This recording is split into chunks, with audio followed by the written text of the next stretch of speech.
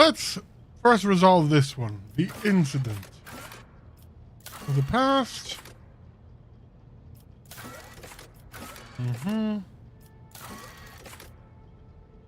Return administratum. Okay, we need to do that.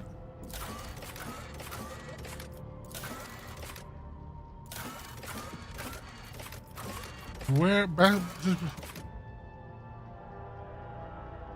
Okay. Let's talk to our agenda for a moment. I want to see if there is anything left to discuss with the Sister of Battle. Argenta? Greetings. Of course, my mission is all I can think about. To find the way to the planet called Salus Prime. Saint Argenta is my patroness, and that is where her fallen ship is. One day we will reach... Okay, so Salus Prime is where we need to go. Let's talk to Abelard. For the incident. Lord Captain. The words epitaph, incident, N87204, or tech blight mean anything to you. They're connected to Theodora somehow. No, definitely not. No, I don't recall anything like that. I think you're lying to me.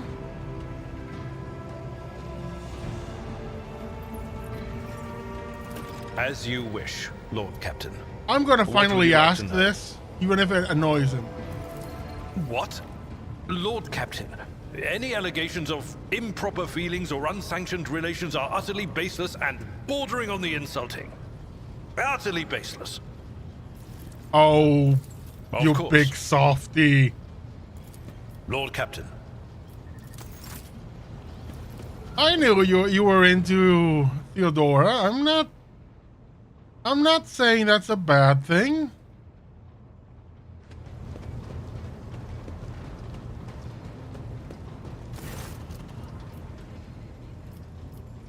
Same thing. Hey, incident, blah, blah, blah, attack blind. What's up with that? They mean nothing to me. They're just words. A whisper, so quiet I barely caught it. Like a feather landing on a pile of down. Something about damned ambitions, antiquity, terrible antiquity. And chance. Chance through it all. Oh, now I have a headache.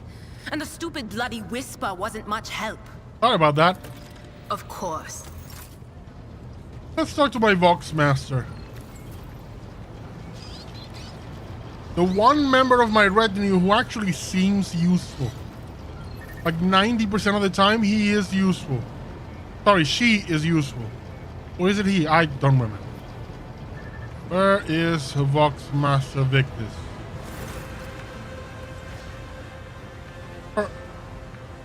She, yeah. Tell me about this, buddy. All of Lady Theodora's journeys can be considered unusual. Her odysseys were always audacious. As for the words you mentioned, none of them sound familiar to me as far as I can tell. Perhaps these are matters of long ago, of which only my predecessor or a past seneschal could have known, apart from Lady Theodora herself. For my grandfather never mentioned any such thing, and I never met the old seneschal. Except maybe the incident. I recall coming across this word in transmission several times. I think it was repeated by the former engineer, the one who perished during Conrad Voigtvir's uprising.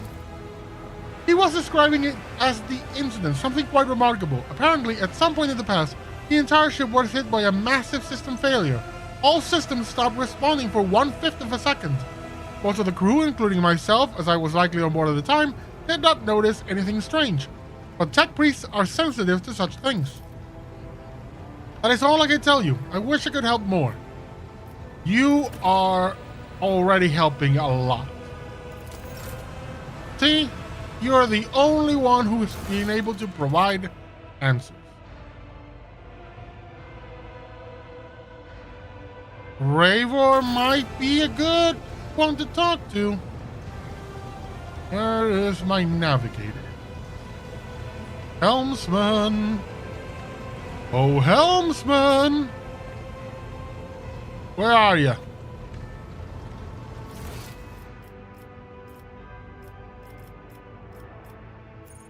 We Master Victus. That's Arfornius. Sauerkraut. Helmsman Ravor. There we go. Ravor? Tall man before. I've never read this one. The tall man before you appears to be woven from tendons and muscle. Blue veins snake under his white, almost dove-colored skin, and his scalp and chin are covered in cropped white hair. His neck and shoulders are wrapped in wires that hint at the presence of neural connectors under his uniform. The officer's face seems to be twisted in a perpetual grimace of annoyance and anger, but he greets you with a respectful nod. Lord Captain, Master Helmsman Ravor at your service. Do you know anything about a ship named the Fiery Reckoning? I've heard the name. That much I'm sure of, but I can't recall the details. I wonder if part of the operation that the late Mort was put in charge of. If it was, then there's nothing I can tell you, Lord Captain. The whole thing was kept under wraps. Your best chance would be to ask the High Factotum. Maybe some of his treasury records have mentioned of this Fiery Reckoning. Does any of this mean anything to you? Can't say they do, Lord Captain. Doesn't ring any bells. Then again, remembering all the places Leodora went is... Epitaph, incident. We've always had heaps of incidents happening on board, but... through my implants, I feel at one with this ship, and I sense that... and I don't know when it happened exactly, it started behaving differently. Became more responsive, livelier. Yes, livelier is exactly the word. And when you said epitaph and incidents, it just dawned on me. Pardon my bungled report, Captain, but that's all I've got to say on that front. I must take my leave.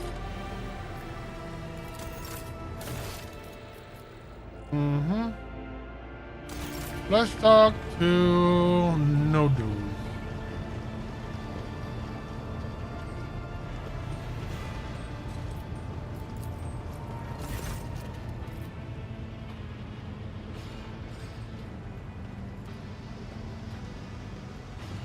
Incident N832 was a ship-wide system failure of some kind. It and Epitaph had something to do with the ship flying better. The incident marked the beginning of us. The ship became better because of us too. These are all links in the same chain, but we can't piece them together yet. What about the research notes on the tech blight that we obtained from the cache in Kabagama? The name is also unknown to us. It is related to Nomus. We do not understand how. The people who accompanied Theodora on her travels are strangely unaware of the incident and Epitaph.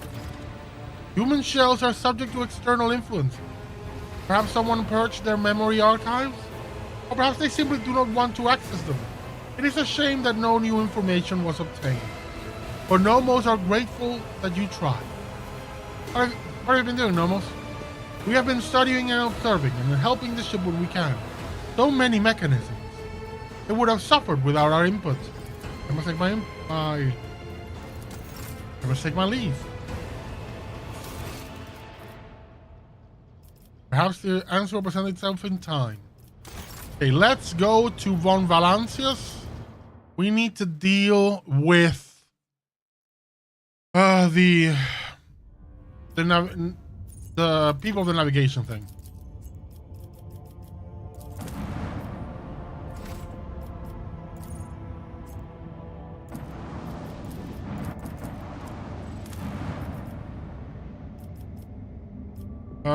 Valancius Palace. Let's go to Administratum to have Jay deliver the stamps she needs for her letter of something or other.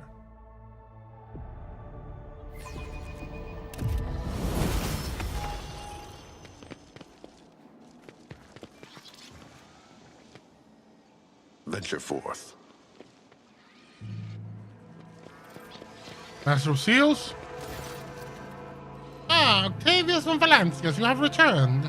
I hope the sacred document that interested you the last time has now successfully passed through the approval procedure. Here's your paper complete with seals. Yes, oh yes indeed, it is perfect. The seals are authentic, so we may continue with the certification procedure. Follow me, please.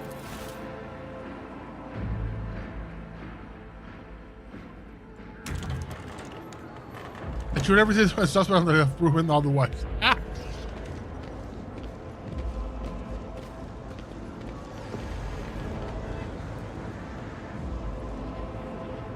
Do we have to get in line?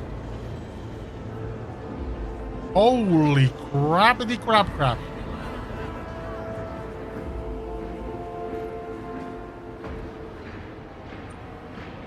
Are they seriously gonna tell me, the rogue trader, to get in line? Is that seriously what's gonna happen? Can you pull Exterminatus on just an office?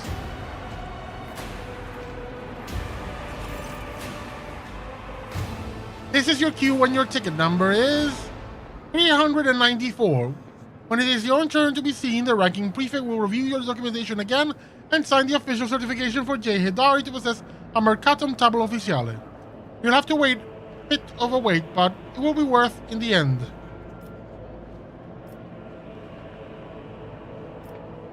Is this some kind of joke? Oddly, in accordance to Decree DA58 Clause 201, citizens of the capital world of Valancius Protector must submit their petitions at one of the assigned windows of the waiting hall. The decree makes no mention of the rogue trader being exempt from this rule. I am the rogue trader. I'm the sovereign of this world. I do not queue. Under the Lex Imperialis, your rights and privileges as rogue trader come into effect only after your official accession ceremony. Until then, you are just another humble subject of Valancius Protectorate. Coercion 100%. Do you really want to get on my bad side?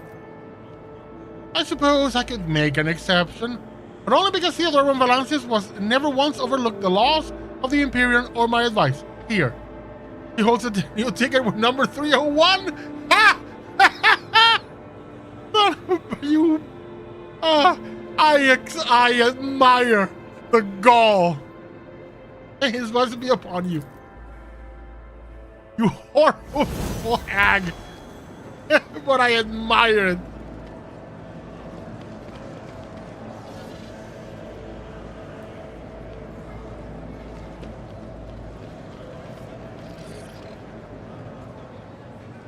Let's seize the moment.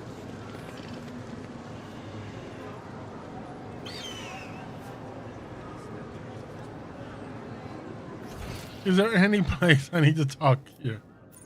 Loot, Deputy Prefect.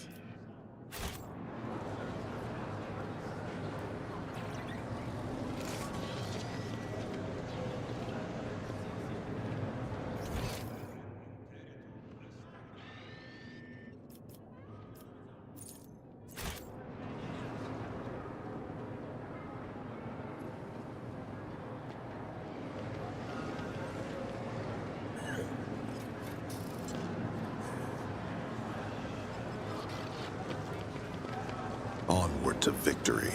What do we do now? We'll have to send in queue with hundreds of other positions to obtain it? Seriously?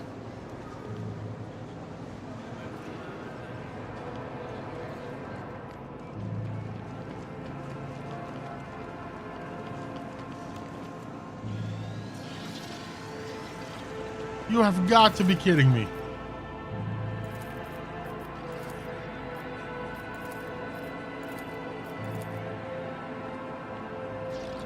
Let's make a deal.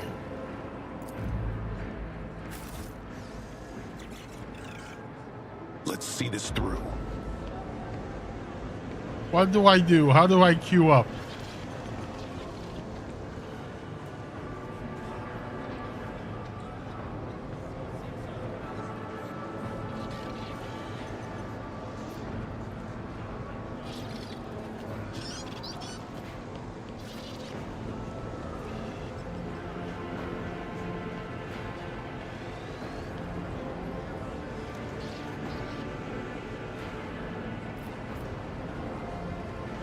Petitioner. Trading is just like art. It takes skill and talent. Stay sharp. I don't know what to do.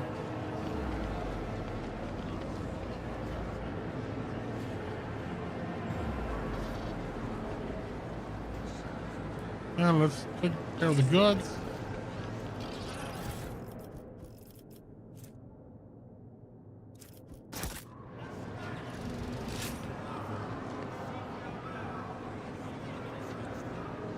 I want to see if there's anything I can click on that. Yeah, let's take care of the goods.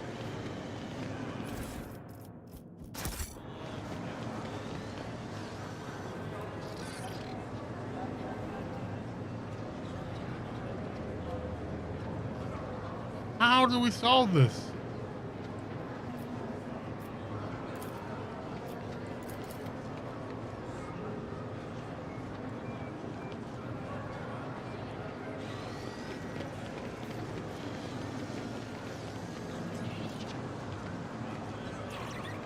Let's seize the moment.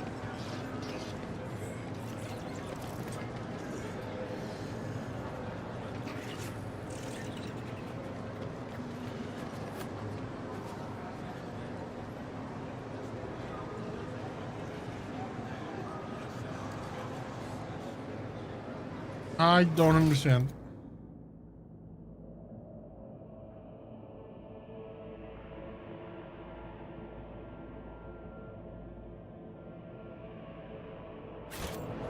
Nope.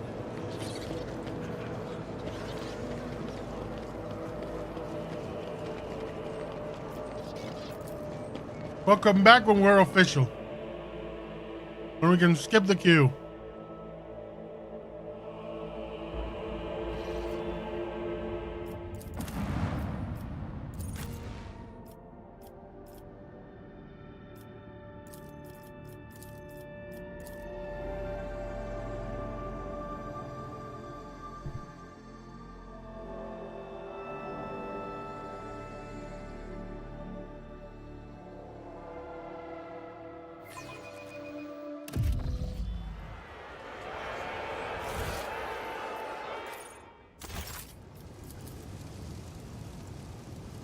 Let's go and deal with the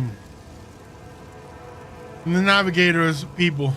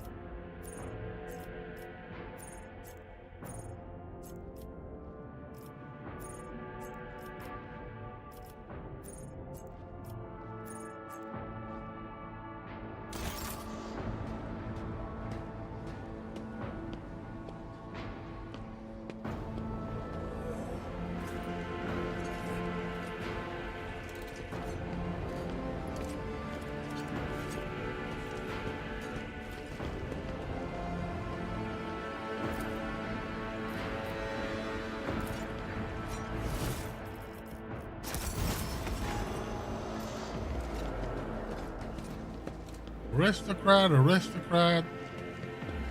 Master of Ceremonies.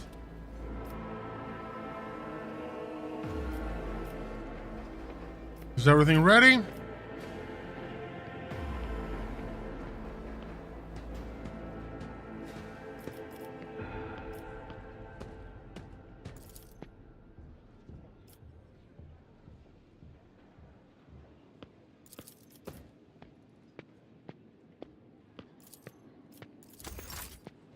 First, I want to talk to Rosarian.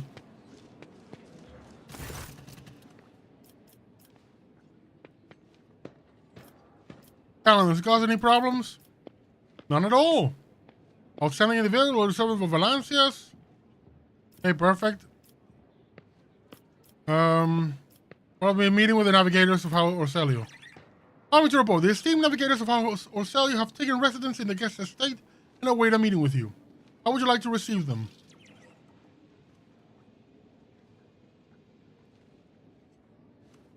Make arrangements for a reception worthy of the refined taste of the Navis nobility.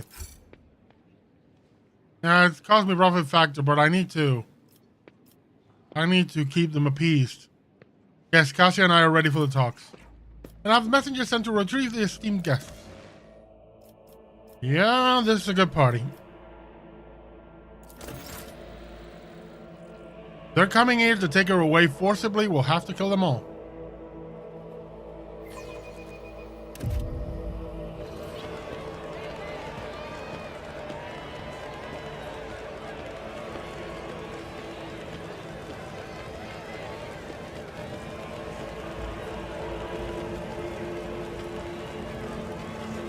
We need our own Torcelio esteemed delegation, the Valancius Protectorate, welcome you. Come this way, please.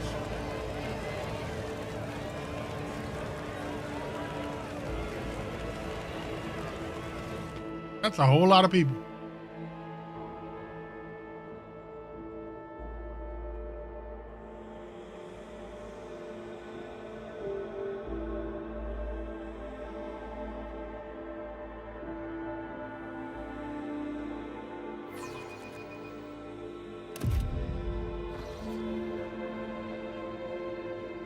The esteemed representatives of the Navis nobility have arrived at the Rogue Trader's Court, the region of the great House Orcelio, Aronto Orcelio.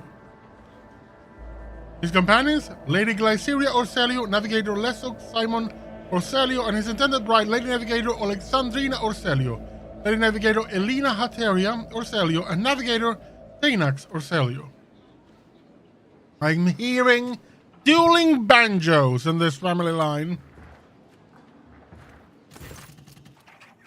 A tall, wizened old man proudly stares at you with milky, unblinking eyes. Loose skin sways with his every move, as if the navigator's flesh has detached from his bones. An unsightly hole mars the regent's face where his nose should be, and the old man's skull is covered in spiky growths. Rogue trader, the regent's piercing voice cuts through the silence. On behalf of House Orcelio, we would like to express our immense satisfaction at this meeting and our gratitude for the warm welcome. It pleases us to know there are still lords in the Corona's expanse who observe etiquette and the traditions of hospitality. And yet this is not why we are here. Our grace is obliged to know how much the Rogue Trader has done for House Orcelio by protecting its beloved child. We waited for many turns to behold her radiant visage. The regent shifts his unblinking gaze to Cassia. Come now, child. There is much we need to discuss. I nod. Let her handle this. Cassia smiles faintly and addresses the regent. Esteemed regent, it pleases me to see the gleaming sheen of gold and turquoise above your brow. It is thanks to the efforts of the Rogue Trader that I stand here today, and there is so much I want to tell you. But what is it you desire to hear most? We know what happened in the station, child. Your connection to the Atlas has grown so strong. We felt the turmoil in your soul, and the events that transpired have shaken us. House Orcelio is deeply grateful to the Rogue Trader for the destruction of the saboteurs, and we are willing to reciprocate such a magnanimous gesture. We trust that a treaty of friendship and alliance underpinned by the transfer of several artifacts of exceeding rarity will suffice. Now come, child, it is time we depart for your new home so that we may finish what we started. Esteemed Regent, perhaps I could continue my education while still accompanying the Rogue Trader on his travels? Just imagine how much I could learn before the bounds of... Cassia notices the Regent's furious glare and falls short. Cassia, I'd be honored if you decided to stay. Unthinkable!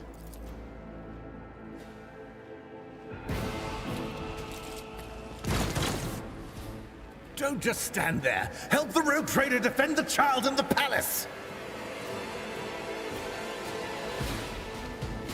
Down with Tisiphone's tyranny! Kill the guard!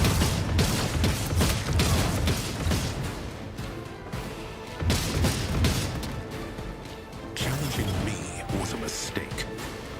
Hey, Dare cross the faithful? later, Gabriel. Elena doesn't like my navigator.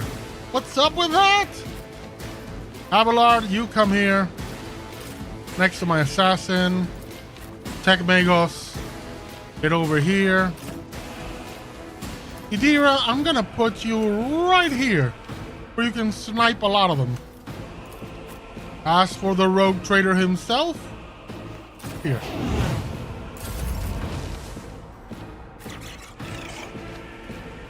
Cassia is gonna come over here. Read tomes of military tactics. He's gonna set up a front line here. I'm afraid not. Can I not set the front line? Oh well.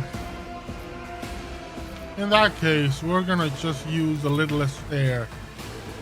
Now I can't. Great, just gun him down. Oh no, grenade. If I may.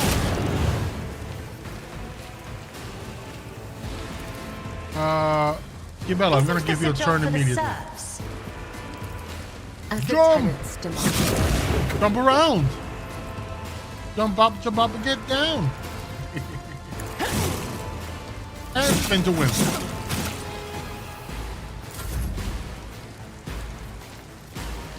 Then we're gonna do a back line. Oh, we can't do it. Too bad. Oh well. Onward! Follow my Aim for the heart next time. Emperor, protect me! Right, Idira. Doom. Was that you? Or... Will do. And then lightning. Anything else? I must... There is only death. Yours or mine. Trust called by the web. As honor ordains. I shall not fail. Let your soul be purged. Okay, we're gonna come over here. No foe too great. And we're gonna mark I know US what target. to do. US target. I US said so spray. done. Okay. Let's set this Here's in your motion. shot.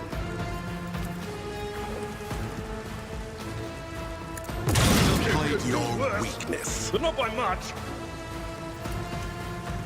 Poise for action.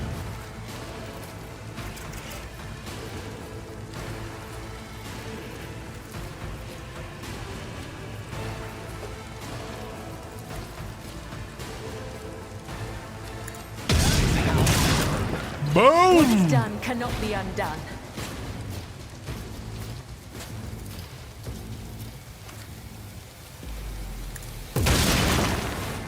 Eesh! Sorry! break their morale. Apologies! I can't stand it. I didn't mean to do that!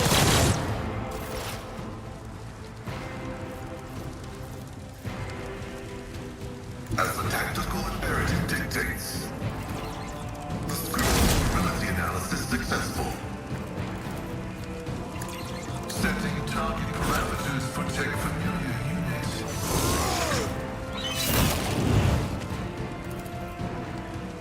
Tech familiar activated. My competences are not that involved.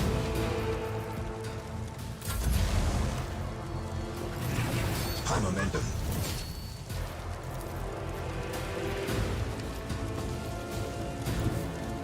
Tried and tested tactics are the best ones. Victory is imminent. Sorry, Warden.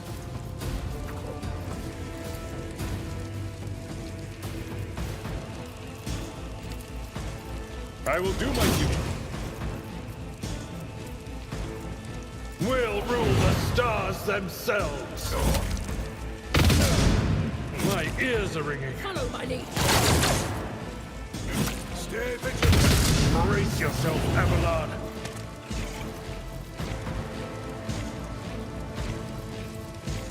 Let's just do the I'm gaze. not accustomed to being ordered around.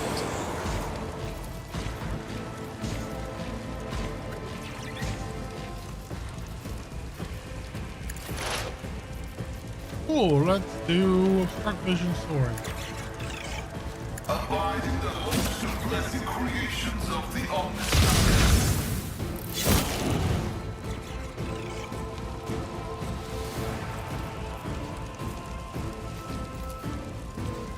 Tech Familiar activated.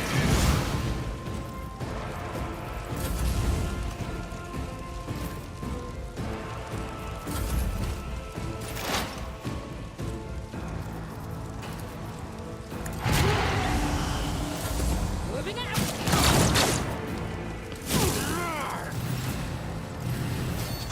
Follow my lead.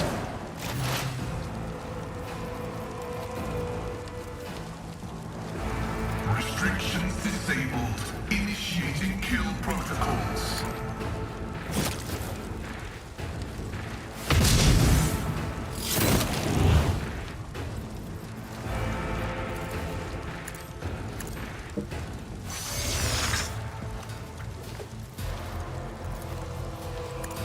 Setting target parameters for tech familiar units.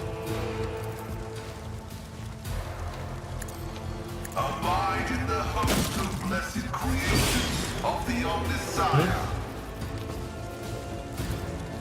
Setting target parameters for tech familiar units.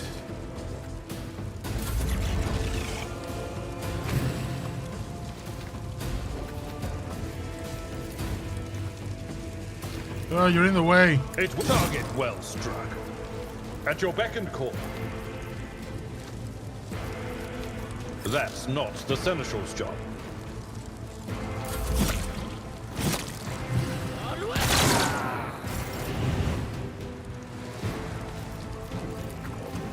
I am a navigator, not a servitor. I know what is to come.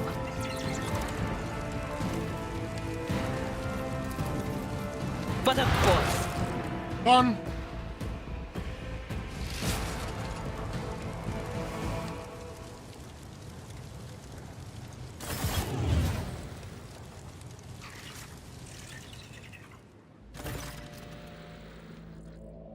Mercy! The Lady Navigator covers his face with her disfigured, scaly hands, each with an extra finger in conjoined phalangeal bones. Her clothes are covered in blood, mostly that of your servants, and several unexploded bolts are sticking out of her chest plate. Ultra, whether on purpose or of ignorance, you are harboring a monster that is cunningly pretending to be an innocent maid. Spare me, and I, Elena Hatero Orselio, will swear to tell you the whole truth about the madness that is devouring House Orselio like a malignant tumor. Do not let the Regent deceive you with honeyed lies, lest the cursed child ruin your protectorate as well. You see rage and despair in the Lady Navigator's face, but neither is directed at you. Your fate will be decided during the trial, Lady Elena. I will hear what you wish to tell me. Thank you for your lenience, rogue trader.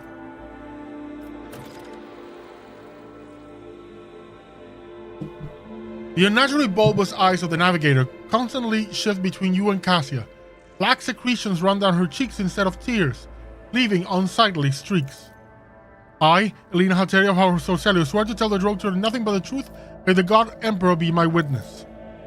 Pathetic. Silence!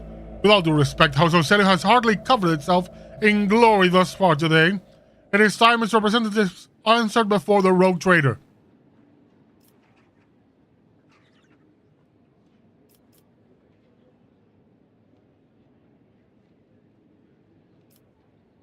Lady Elena, what do you have to say in your defense? I do not know what it is you wish to learn, but I will start from the very beginning. A long time ago, Tisiphone ascended to the throne of Orselio. She was a daring innovator who brought part of the house to the Expanse, hoping to strengthen her position in the Imperium. The house prospered, but Tisiphone was never satisfied. She went mad in her pursuit of power, seeking more influence, more control, and she saw enemies everywhere, even among her loyal followers.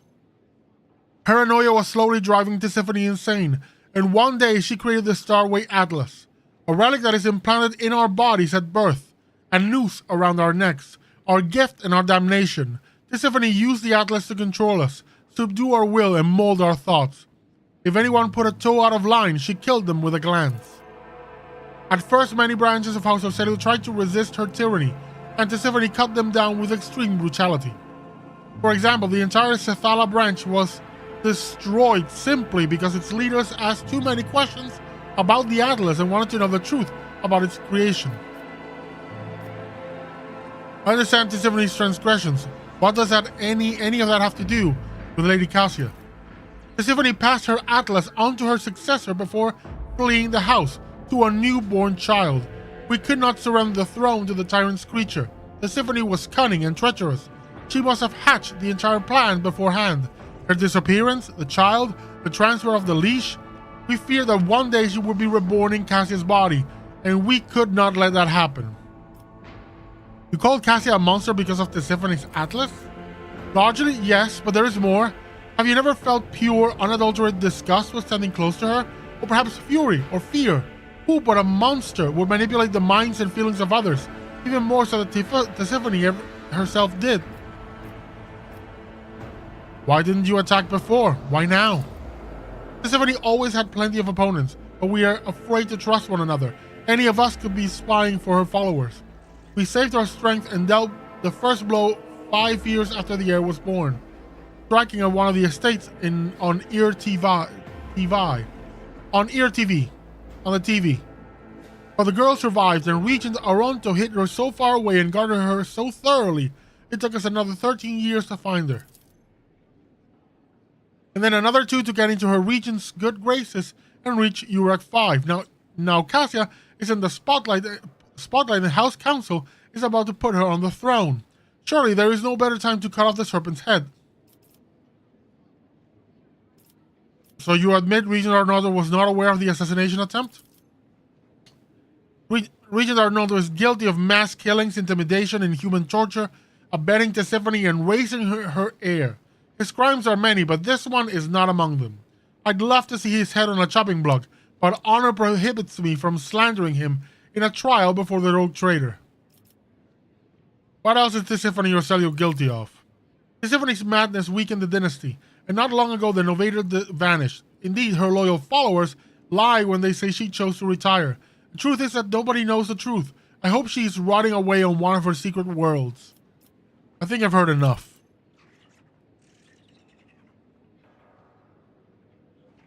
Rocher now knows about the Regent's atrocities and the girl's corruption. I hope I succeed in warning you about the danger that lurks within Cassia or Celio. Aronto, representative of your house, made an attempt on Lady Cassia's life and attacked the rogue trader. Rogue trader, House of Celio humbly asks for your lenience and forgiveness. We could not even imagine these vile rats could be scurrying among our ranks. As for them sneaking into the rogue trader's palace and staging an unthinkable crime, God Emperor be our witness, the accursed renegades seek to spark a feud between our houses. I believe you, Aronto, but this is the second attempt that has made on Cassia's life. I need answers. We are ready to tell you everything we know so this misunderstanding can be remedied as quickly as possible. What do you know about Cassia's unbridled power? A special gift for a special child. She was born with it and grew up under its influence. The instability sometimes hampered her education, but we learned to prevent most outbursts. As long as the child remains calm and remains in seclusion, the powers cannot take hold of her mind. Why are people trying to kill her? Everyone in the house knows the child is the keeper of the one true Stairway Atlas, which once belonged to our great innovator Tisiphone or Celio. The ungrateful wretches secretly hated her grace, and when Tisiphone abdicated her responsibilities and set off for parts unknown, they staged a revolt to destroy her successor. Does Cassia really carry Tisiphone's Atlas? We believe it with all our heart. The Novator spent many cycles on the world where the child was born. It is said that everyone who witnessed the miracle of her birth simultaneously departed for a destination known only to the Novator. Persephone gave the order and followed them soon after, leaving her precious gift, the Atlas, to Cassia, and therefore marking her as her successor. I think I've heard enough. Lady Cassia, you two are injured party in this. What would you do in my place? If I may speak, so many dirty colors have poured from the mouths of those present that I feel covered in filth from head to toe. I, as the future Novator, want to bleach them, purify them, and let them go. Heed me. I am the one to blame for what happened today, and I accept full responsibility for the actions of my house. Why, wretch, who do you think you are? Will you now start killing those who have displeased you as Tiffany did before you? The fury on Alina's face gives way to desperation once she realizes what she just said. She slowly reaches for the atlas embedded in her chest, looking at Cassia with obvious fear. Hear us, child. This burden is too heavy for you to shoulder alone. You are not yet ready. I implore you to settle this conflict. I offer the rogue trader a 100-year contract with our Sorcelio, committing us to charting the shortest and safest routes for the one Valancius protectorate within the Coronis expanse. I will also remain aboard the rogue trader's vessel and assist him until he decides otherwise, or until the house summons me to the Novator's seat.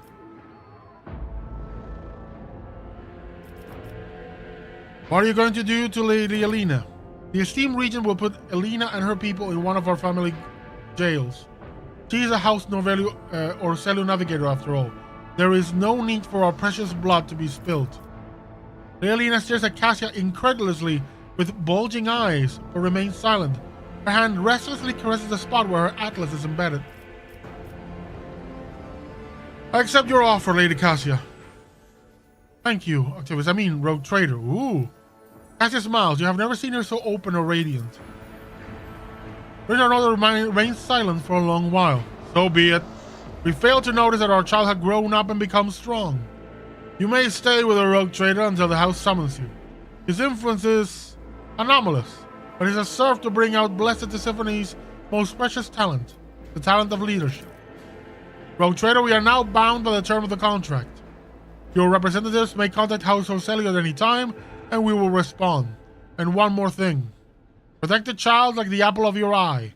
Remember that you have the future Novator of an Abilis Nobilite house aboard your vessel. Well, that does it.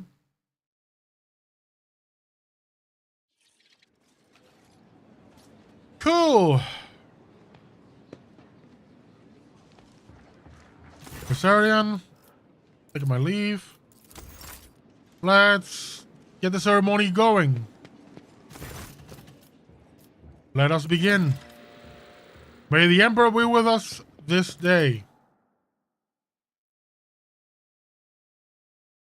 I'm hoping the governor comes out and starts some crap, because I need to kill him.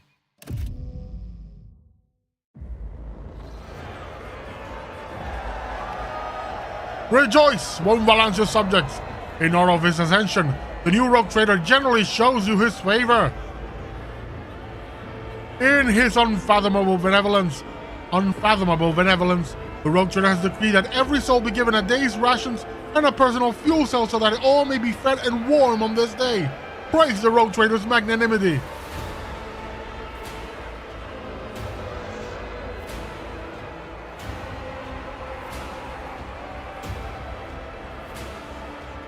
Okay.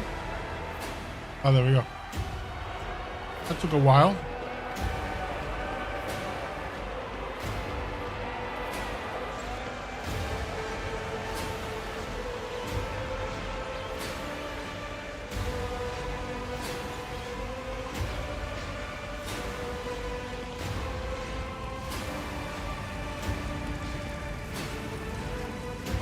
Hell yeah, Mr. Seneschal is right there with me.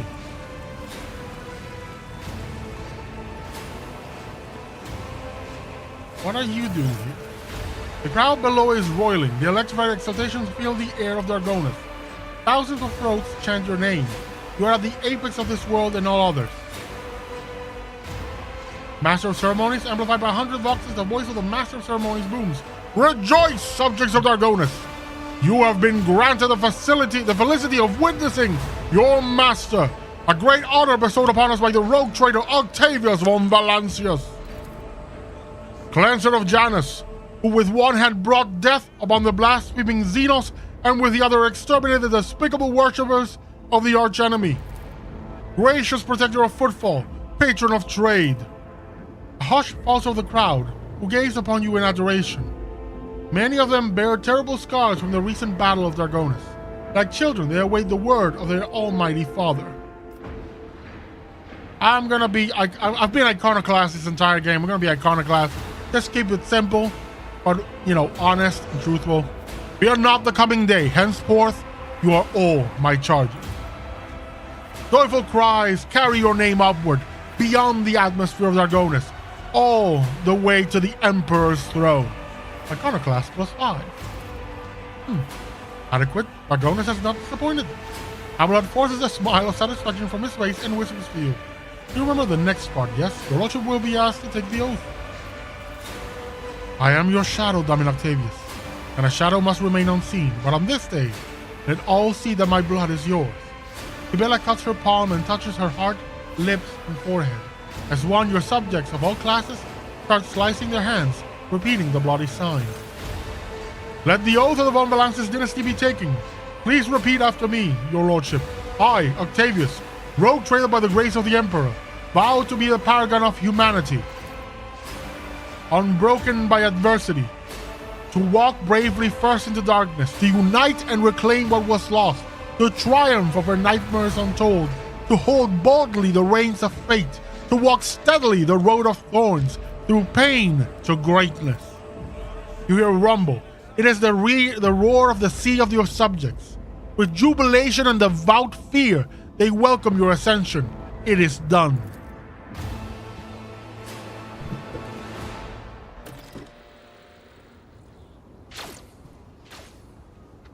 Hells yeah!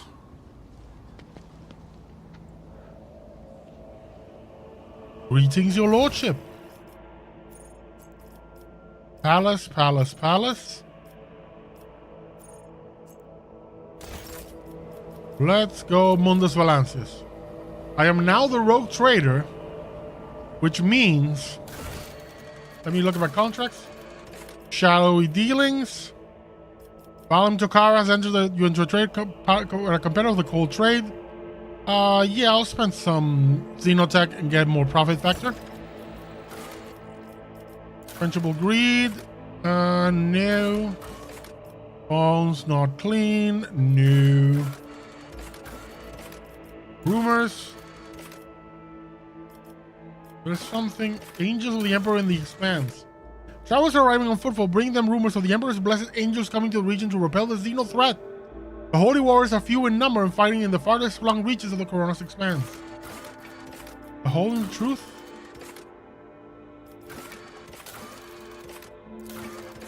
There's something that's said about the... Didn't something say in the footsteps of history? Of like talk to the members of House Chorda and something or other? Oh well. We'll figure it out later. For now, I must go and use my newfound power to skip all the queues in the Administratum.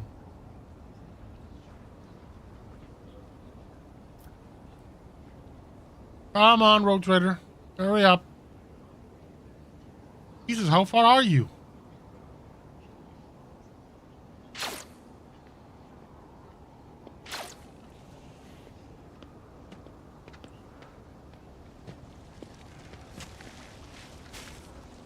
I can't leave. I can't leave yet, so I need to find the members of House Chorda.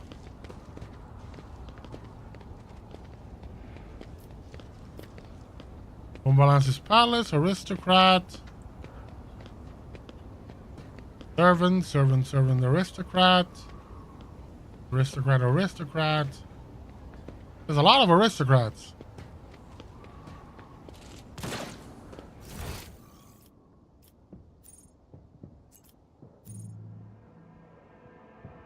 Let's go talk to the marshal.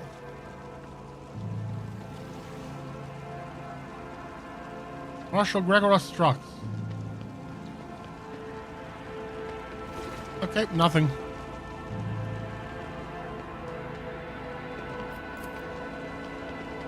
And let's go into the palace. Maybe that ends the thing.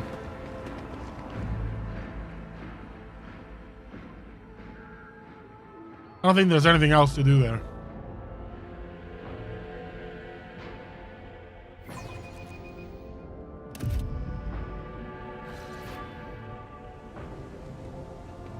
Blyto and Solomorn. Our peoples.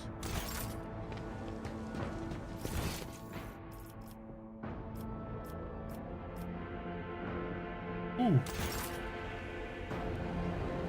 I want to go here. Because this seems like a place I've not visited. There are gaps in my map.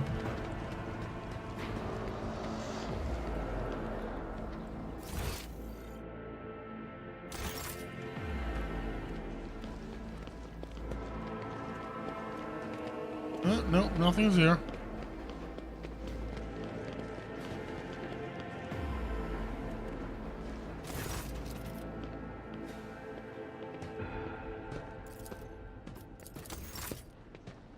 Okay.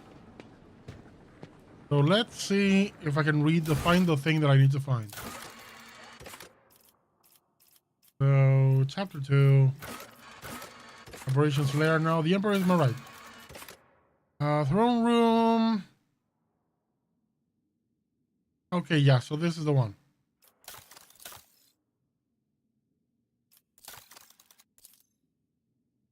Rotres, Winterscale, and Chorda. So they are here. In the throne room. Regina Sauerback. The group of aristocrats stands apart from the governor's circle. Their whispering carries a tinge of displeasure. The clear leader of this gathering is a gaunt, belly-faced man dressed in Sauerback colors. This must be Macarius himself. Head of the house, he offers you a ceremonious bow. My congratulations, your lordship. Oriana Gaprak. May the Omnissiah grant you understanding. The woman with whom he is conversing, the one dressed in a robe with gearship adornments, is Toriana Gaprak. It is difficult to read her face due to it being covered in numerous augmentations. Leaning towards Henrik, interesting conversation. It's been very illuminating, giving me plenty of food for thought. Henrik's response is barely audible. For an inscrutable man, Heinrich is even more inscrutable than usual, as if he is hiding something important. Is there anything you would like to tell me? Nothing urgent, Octavius. Even in leisure, you never cease to be of help. I appreciate it. That is why they call it the unsleeping eye of the Inquisition. Even in sleep, I hear everything. How are you these days, Toriana? The corruption of Yavagama was a great blow to my family. The contemptible Cubist Delphine betrayed our thought, desecrated the forged cathedrals, and took my esteemed cousin's life. On behalf of my family, I humbly beg you to forgive our negligence. I am ready to accept my punishment. 100% perception. Let's look closer. There is something lurking beneath Toriana's repentant expression. A grudge. It would seem that she was personally offended by the nightmare into which Cubist Delphine plunged her domain, and she feels betrayed.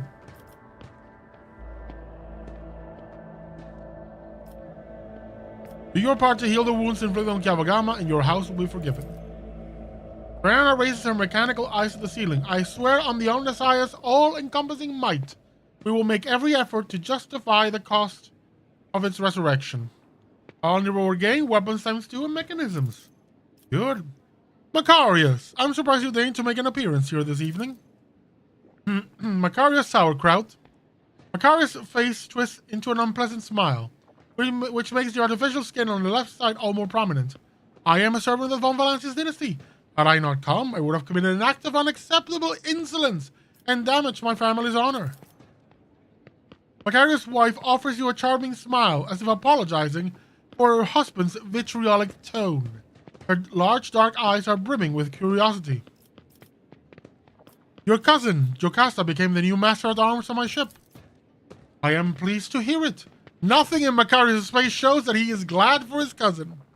I always worried that her character would cause our house a great deal of grief, and yet, in the end, the noble sauerkraut blood was stronger than any personal shortcomings. I have faith that Jocasta will prove herself adequately. He forces a faint smile. What has so displeased you, Macarius? Macarius says with caution, I am your dynasty's loyal servant. But you have asked, and I will answer. Too long has the Koranos Expanse lived under the rule of rogue traders. The privileges granted to them make people think that commoners too can dismiss the prohibitions of the Imperium. For the good of the sector, rogue traders must become paragons of the law, no exceptions to it. But do many warrant holders exhibit lawful conduct? No, they do not. Even you, Lord Lordship, are subject to the strangest of rumors, and you have recently inherited your protectorate. Conrad Voidmir's people, for instance, claim that you had a hand in the esteemed Theodora's demise and accuse you of many other misdeeds. It doesn't matter whether or not the claims are true. The people hear them, believe them, and think that they may follow your example. If you believe Conrad's lies, then draw your weapon. Let's duel right here before the Emperor's visage. Macarius placed his hand on the hilt of his sword, then glances with uncertainty at the image of the Emperor gazing upon him from every direction, then at you. His fingers release the hilt. That's what I thought. No, I do not believe his words. I am your servant, and my oath to your dynasty is harder than steel.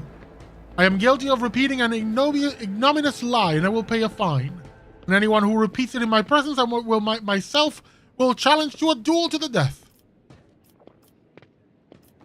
I see. Leave silently. Let's not engage with this bunch of weirdos anymore. Let's go to the other side of the room. See who else we can annoy and possibly enrage. I see that the governor is not here.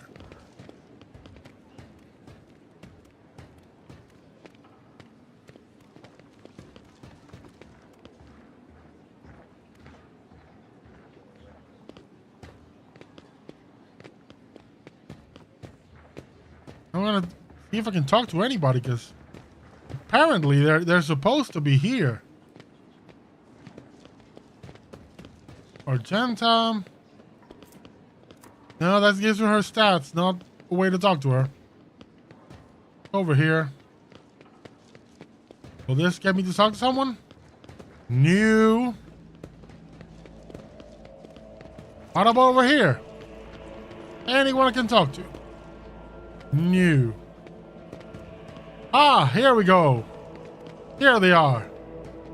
Janus Noble, Caligos Winterscale, Incendia Chorda, and Hieronymus Doloroso.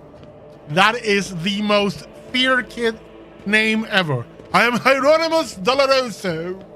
That is, I gotta, you know, her parents had a style, like a flair for the dramatic. Caligos Winterscale, Octavius, there you are! Welcome to the circle where each member is as powerful, ambitious, greedy, and vain as the last. That is to say, the noble rogue traders. I like him. Incendia Chorda is watching him with barely suppressed contempt. Yes, you have found yourself suitable company, Caligos. At the very least, now you can enjoy idle diversions, boast about your power, and indulge in profane pastimes with one who is your equal, rather than a member of the lower classes.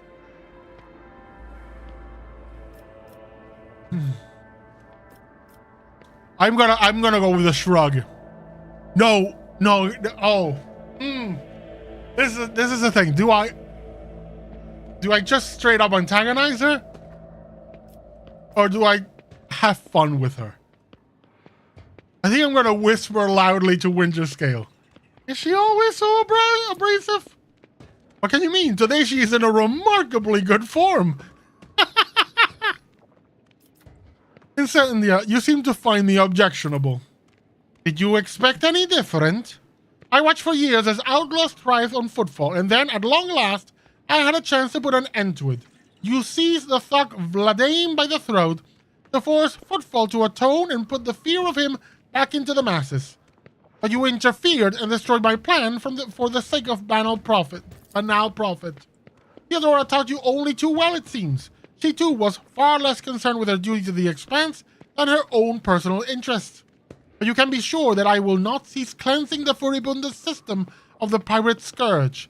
And if your trade prospects are damaged in the process, you will only have yourself to blame. The priest holds up his hand in a imprecating gesture. Oh my god, this is the dude from Footfall that is the head of the order that Argenta was a part in. He also treated me with all manner of contempt. None are without fault, noble Incendia. What point is there in targeting someone for their turpitude when true purity can never be found? You threatened to starve Footfall. I brought them salvation. So when each one of us serves the Emperor and which their own unhealthy ambitions, huh? Incendia rolls her eyes. Please. I believe it no sooner than hearing word that half the population of that den of heresy has been sent to the Void's embrace. I have faith that the Blessed Octavius is perceptive enough to see the appalling nature of the residents of that depraved place. I take it you were not overly fond of Theodora? Incendia lowers her eyes and says without any animosity. She was of the same breed as Abs. She stops short, then continues in a lowered voice, conceited, insolent, unaware of the Emperor's stern gaze set upon her. I do not doubt her wisdom and courage, but Theodora did not have a shred of humility or fear of his wrath. Lord Imperium succeeded. That must be Aspice. Or Aspis. I'm gonna say Aspice because it's far more dramatic. Aspice Chorda. You remember the name. From what you recall, she was a road trader too, and a renowned one at that. Well, I for one liked Theodora. The stories they told of her travels to nameless stars, and yes, there was no fear in her. Winterscale sighs pensively, and his lively expression grows a little grayer. Who is Aspice Chorda to you? Caligo snorts. Oh, this is Incendia's favorite subject. He just loves talking about Aspice. The example of the contemptible Aspice is a warning to us all. Even among road traders, empowered by the Emperor himself, a seed of perversion can blossom. Perception test succeeded. You notice Incendia seemingly freeze and choke up at the mention of Aspice. But the priest's condemning words cause her icy rigidness to evaporate, and her dark eyes fill with righteous fury. Incendia's face twitches with the rhythm of artillery fire. That reprobate is my forbear and my curse. Aspice Chorda was a cruel, covetous, blaspheming monster. She fraternized with Xenos. I did too. She despised the faith. I do too. She robbed and slaughtered. She was drawn to dark secrets. One day she boarded her ship and vanished into the depths of the Corona's expanse. She was declared missing, but I know the bloody day will come when we see Aspice Chorda's battle flagship once more.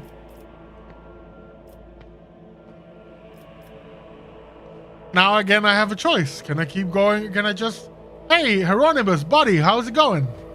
Or I can just go, drink some wine, wash out the taste of defeat. I'm gonna go first with pleasant. Let's talk to Hieronymus. Buddy, Doloroso, how's it going? The esteemed Hieronymus is my confessor. I am greatly obliged to him for agreeing to accompany me on this journey. May the Emperor's light guide you across the abyss of human wickedness.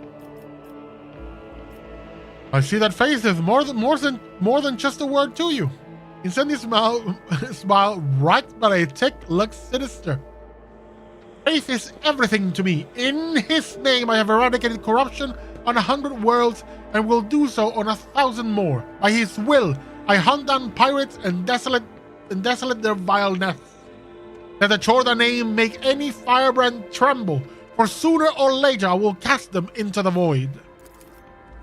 The funny thing is, people still call me the foul-tempered tyrant in all of this.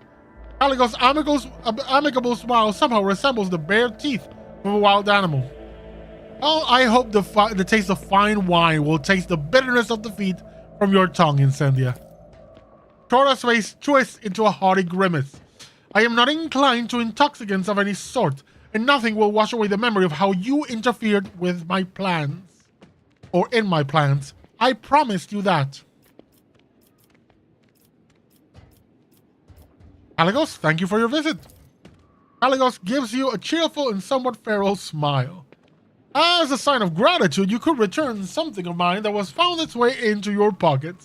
Footfall station, sound familiar? All I asked you to do was help that crafty slug Vladame deal with the threat of famine, not claim my property for yourself.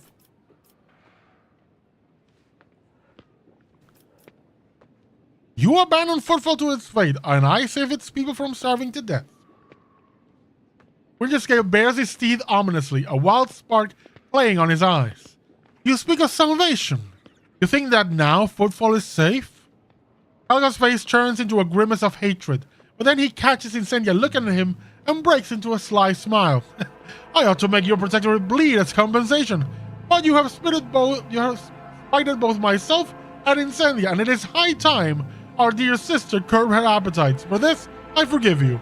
But do not test my mercy again. It is not my strong suit. Thwarting Incendia Chora's ambitions deserves a worthy trophy.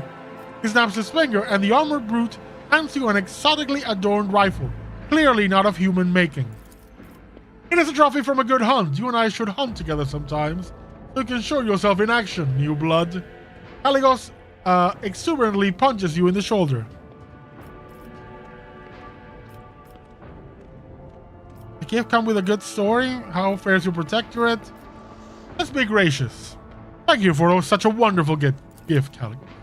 Kill someone important with it. That would be the best show of gratitude. I have Hecaton. Oh, I have two people that can use this rifle.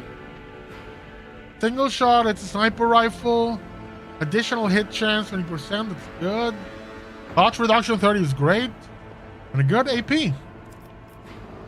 Enjoy the evening. I must take my leave. Oh, believe me, I intend to enjoy myself to the full. To justify so long a voyage, if nothing else. Keep the faith, Octavius. The Emperor protects. Jesus.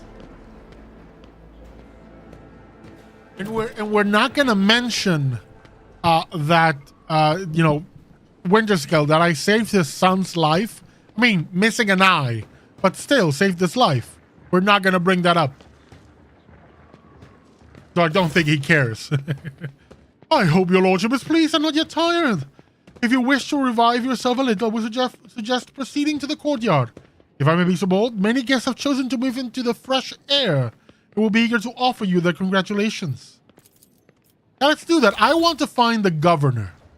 I have beef with that man.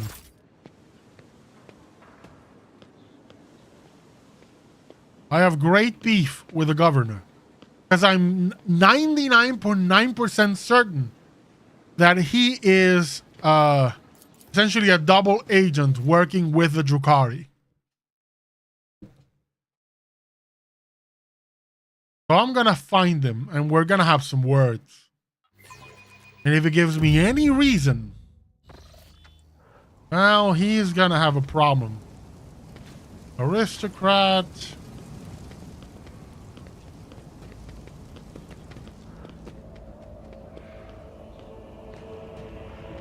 Caprak. Oh, Inquisition soldier.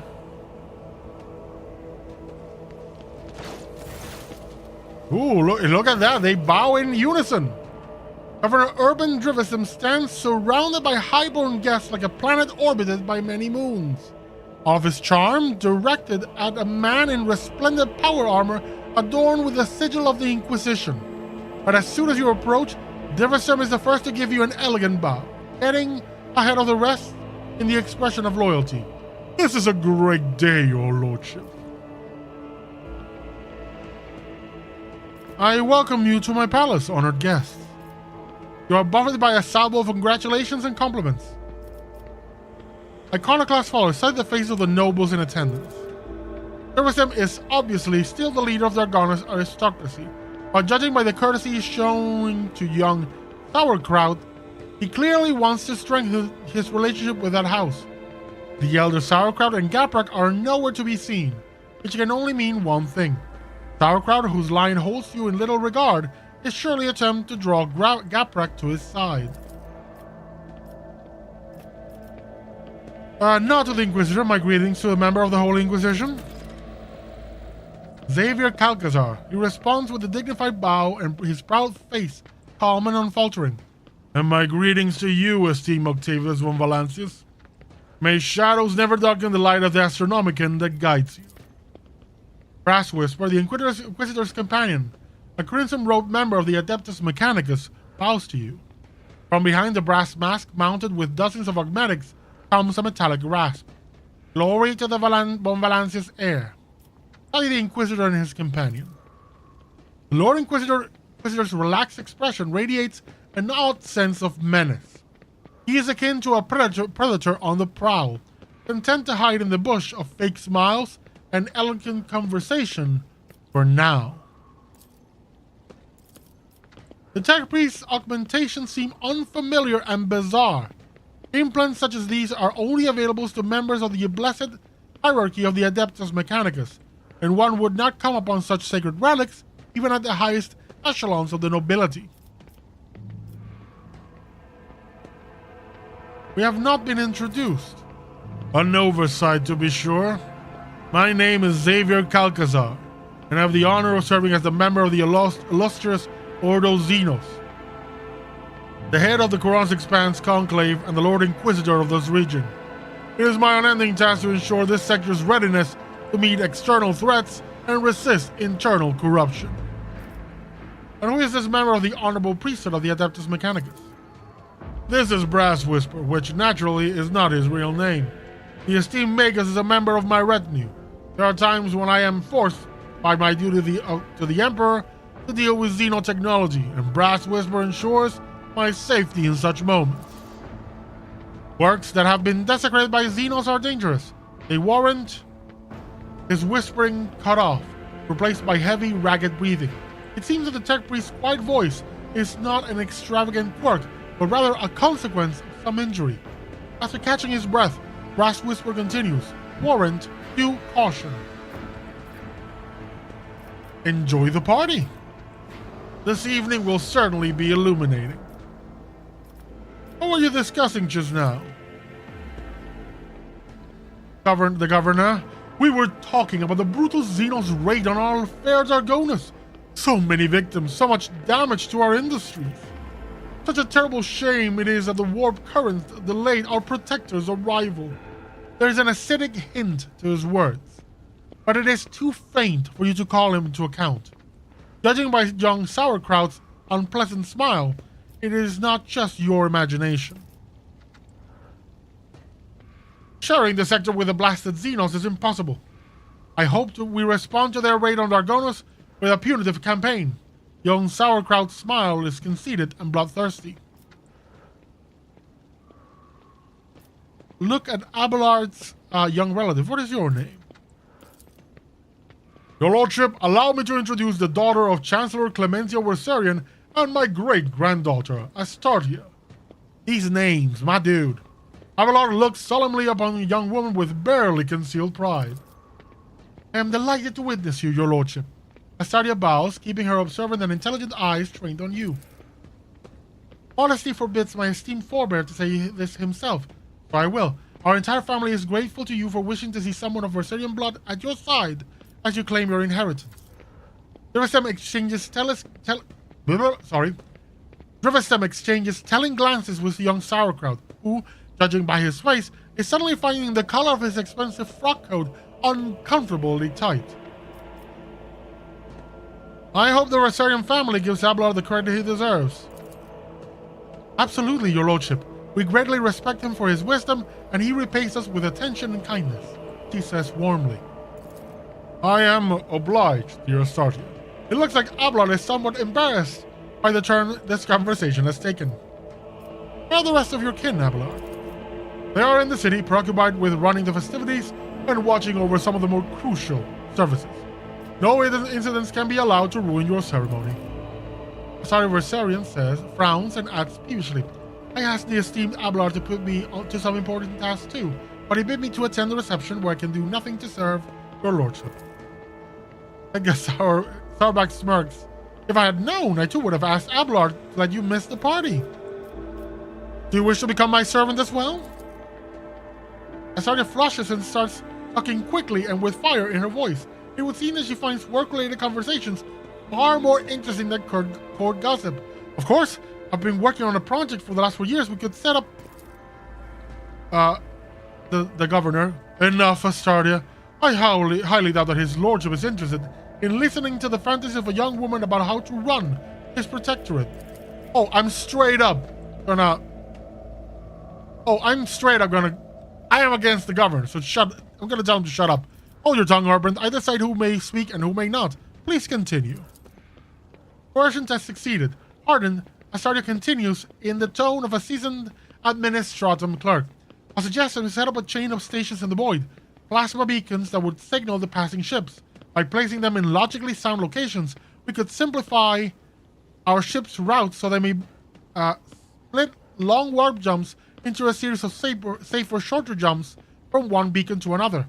This would have a positive effect on the overall safety of the journeys and the accessibility of colonies. More and more technical terms and percentages creep into her speech. She quotes Lex Mechanic reports and accounts of starship captains. Astaria's vigor and sharp mind are enough to silence even the most venomous of commentators. They all stand there in silence, trying to digest what she's saying. Abelard surveys the quiet nobles with triumph, and then looks at his great-granddaughter with pride. How are you finding the reception? It is difficult to put into words, your lordship. Never before have I seen such a grand and striking ceremony. Astaria's voice sounds passionate and inspired, and her eyes shine with barely contained excitement. But I was much more amazed by your generosity. The provisions that are being handed out in the streets of the capital will make the difference between life and death for many of those who lost everything in the Xenos attack. Success on a perception test against Gaprak. Young Gaprak keeps staring at Astaria curiously and a little bashfully. It seems the boy likes her. Enjoy the evening. Thank you, your lordship. Let's move to Sauerkraut. I see you hate Xenos with all your heart. I do. This pestilence against the Emperor must be exterminated. He talks ardently and smoothly, like a commissar. He places his hand on the hilt of his finely adorned sword, his pale face ablaze with noble fury. For they must be forced into servitude. Many Xenos are more useful alive and obedient than dead. And how many Xenos have you killed personally, Sauerkraut? Sauerkraut flushes and mumbles incoherently. The Honorable Macarius forbade, but I wanted. Did not let me go into battle. Xavier Calcazar, the Inquisitor standing among the guests, offers a thin smile. It must have been difficult for this youth to foster such bloodlust towards enemies of the Imperium without ever having seen one at a blade's distance. Look at the guests. I think I've already done this. Yes. Yeah. I'm ready to accept your congratulations.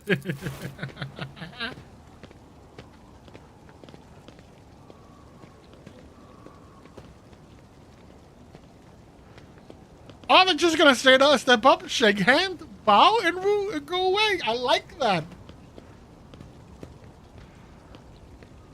Can I humiliate the governor just a little bit more before the end of this? In that case, allow me to be the first to offer them. Nervastem snaps his fingers and several servants approach with gifts. The governor points at a thin, curved Drukhari blade. My soldiers took this splendid trophy from the body of one of the Xenos commanders. The weapon is too beautiful and forbidden for anyone but your lordship. Severed hand. Whatever. Young Sauerkraut squeezes to be the next, pushing Gaprak aside with confidence. Your lordship, House Sauerkraut anticipates the onset of unsettled and bloody times. To make the ungodly Xenos cower at your approach, my family humbly presents you with a dozen pieces of secondary armament for your ship. Ooh. Gaprak bows ceremoniously. House Gaprak is delighted to present you with this blessed work of the Omnissiah Smith. May this located matrix, which took the holy artisan an entire lifetime to create, always show you the right path. Ooh, bonus to awareness. Interesting. Abelard, having let the aristocrats go first as a sign of deference, Abelard is the last to speak. Your lordship, House Rosarian possesses no relics worthy of your acceptance, but we are rich and talented and hard-working people. As a sign of our loyalty, I humbly offer you my flesh and blood. 100 of my kin will go to colonies in your protectorate and use all their talents so that the worlds in your charge may prosper. Gives me provisions, chemicals, people, adamantine, phlogiston, promethium. Hell yes! I think we can end this reception now. I am satisfied with proceedings. I have annoyed the other rogue traders. I struck a strange friendship with the Winter Scale. And I think Jorda will have, by the end of the day, a dartboard with my face on it. Or a target to shoot with plasma rifles. One of the two. And of course, I managed to humiliate the governor, who I really truly hate. Well, that's cool. I'm tired. I want to retire to my chambers. Your chambers are ready, but I must inform you that the servitor over there, the master of ceremonies, points out a servitor standing in the corner, dressed in your ship's livery, approached me and said it has a message for you. Its speech was surprisingly fluent and expressive for a servitor. So I think someone must have put this message into it. It could be a secret dispatch. Okay, let's just talk to the servitor. Was he over here? Yeah. Strange servitor. Extending congratulations to Unit Octavius von Valancius on attaining your new legal status. The servitor standing next to him is examining you obliquely. It quickly looks away upon realizing that you have noticed. What is this, servitor? It is Nomos' new repository. Nomos, this unit identifies as Octavius von Valancius. Two-way identification complete. Are we doing two-factor authentication? The servitor looks at you again, no longer trying to avoid your gaze. Its face is twitching as if the muscles have forgotten what facial expressions are and are now struggling to make its features look amicable. We are Nomos. We have made use of this receptacle to leave the ship. Greetings, Nomos. We enjoy greeting. We enjoy communication. Nomos require communication, knowledge, movement. Magos Pascal compelled us to not to speak with anyone other than him or you. It is disappointing, but at least we can observe. Nomos have changed since the last we spoke with you, Octavius. We are now able to conceptualize our previous experience, that of solitude, and we no longer enjoy it.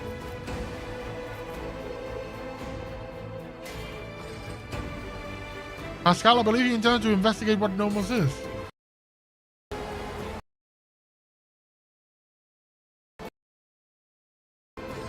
Plug something. Move!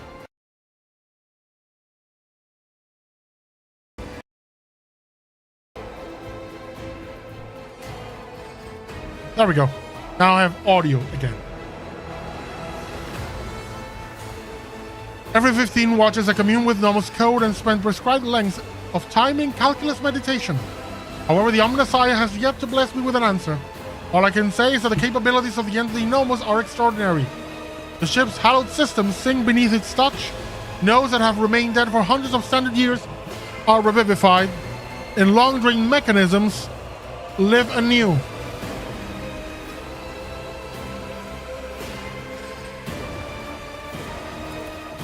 Nomos are trying. Great machines of the Imperium, ones such as your ship, house a machine spirit so complex and willful that it is difficult to tell them apart from abominable intelligence. There remains the possibility that Nomos is an entity of corruption, but with every day I grow stronger in my faith that it is not so. That what we are witnessing is in truth the Omnissiah's miracle, one that is category 5 or higher. Nomos, how did an entity like you move in the servitor's body? This is not the entirety of us. This receptacle is too narrow, crude, and feeble to contain our complete whole. The existence of Nomos requires a space of connections. But we were able to transfer a small part of us and build a threat strong enough to travel outside the ship. We are enjoying this journey, discovery. Even though this receptacle suits us poorly, it will soon be destroyed by the force of our presence. Nomos, what do you think you are? Nomos are consciousness, awareness, knowledge, movement, always movement. Give me a sec, though. Damn it.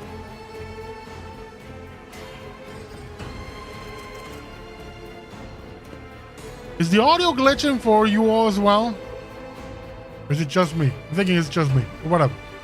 We do not know what we are. We have no past. We awake in the depths of the ship upon answering a call. Our first clear memory is the call of your blood, Octavius von Valancius. The call and the plea for help near a place that is called the Warren Chamber. Why have you brought it here, Pascal? And the Nomos asked permission for this visit. My objective was to observe the process of integration into a servitor. We want to see, observe, recognize, speak. The servitor makes a strange, wavy gesture with its hand that looks at once very human and far from anything human. We want to speak with you. Will you speak with us? Of course. What do you wish to speak about? Many things, happenings, events, decisions. The servitor's eyes roll in their sockets before focusing on you. We have been observing you. You do things that we do not understand. We want to learn why. We remember the day when we first met you. You gave us your blood to drink. We helped you save yourself. We followed you, or a small part did, inside the servo skull. Then there was fire, and a creature of sated hunger and dark light standing behind the curtain. Behind the image, behind the semblance of Theodora. It called for you to follow. You did not listen to that which was calling from behind the curtain. You thought only about those who followed you about the fire that could destroy those shells. We remember the day when the star disappeared, when the dark light and the sated hunger wanted to take the world. Rakat Minoris was its name in the ship's data. You ordered that the human shells of the world be saved, even though the dark light was coming closer and could have consumed both the ship and Rakat Minoris. We remember another day. We awakened inside the ship. We lived in its systems. Then we tried to emerge into servitors like this one. Then so many of our receptacles were gathered in one place. You ordered to have them killed. You felt sad. This is what we have seen, among other things. We have begun to understand. We think that we have.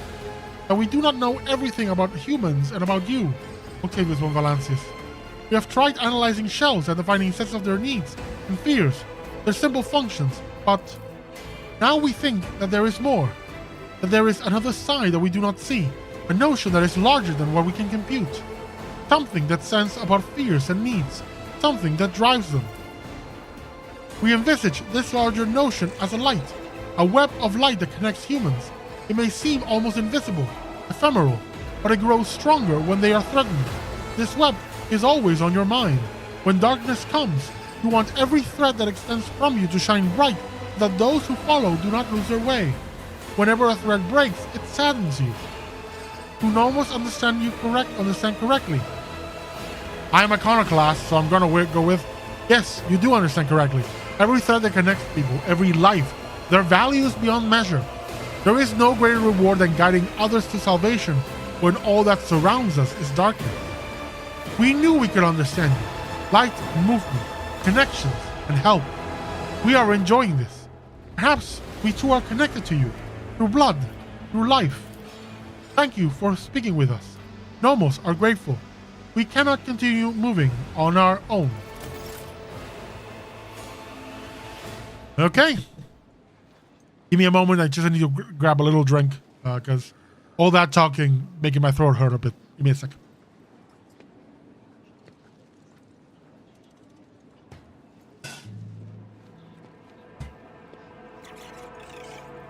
There we go.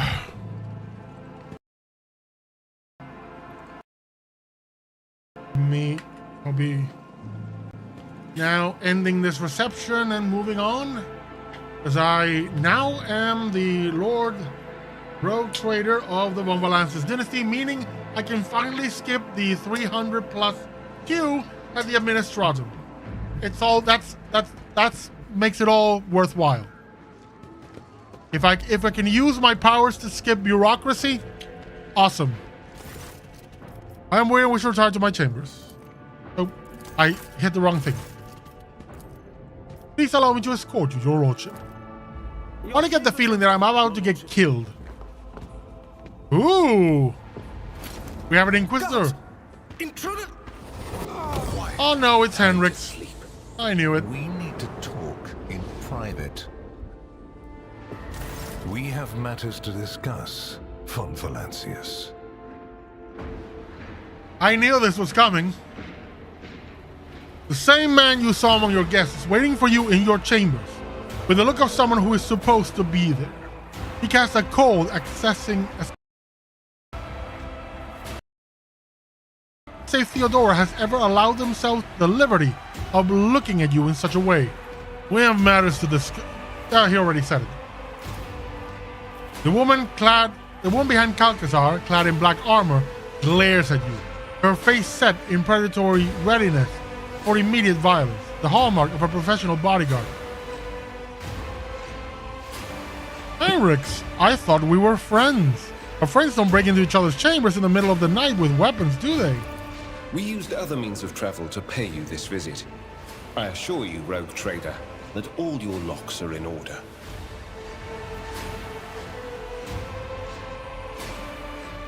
I'm gonna keep this peaceful until I have to kill them. If the Inquisition wishes to have a talk with me, I'm glad to be at its service. A commendable openness to cooperation. It will be taken into account.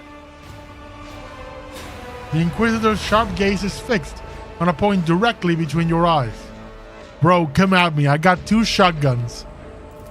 Master Van Kellox has spent enough time with you.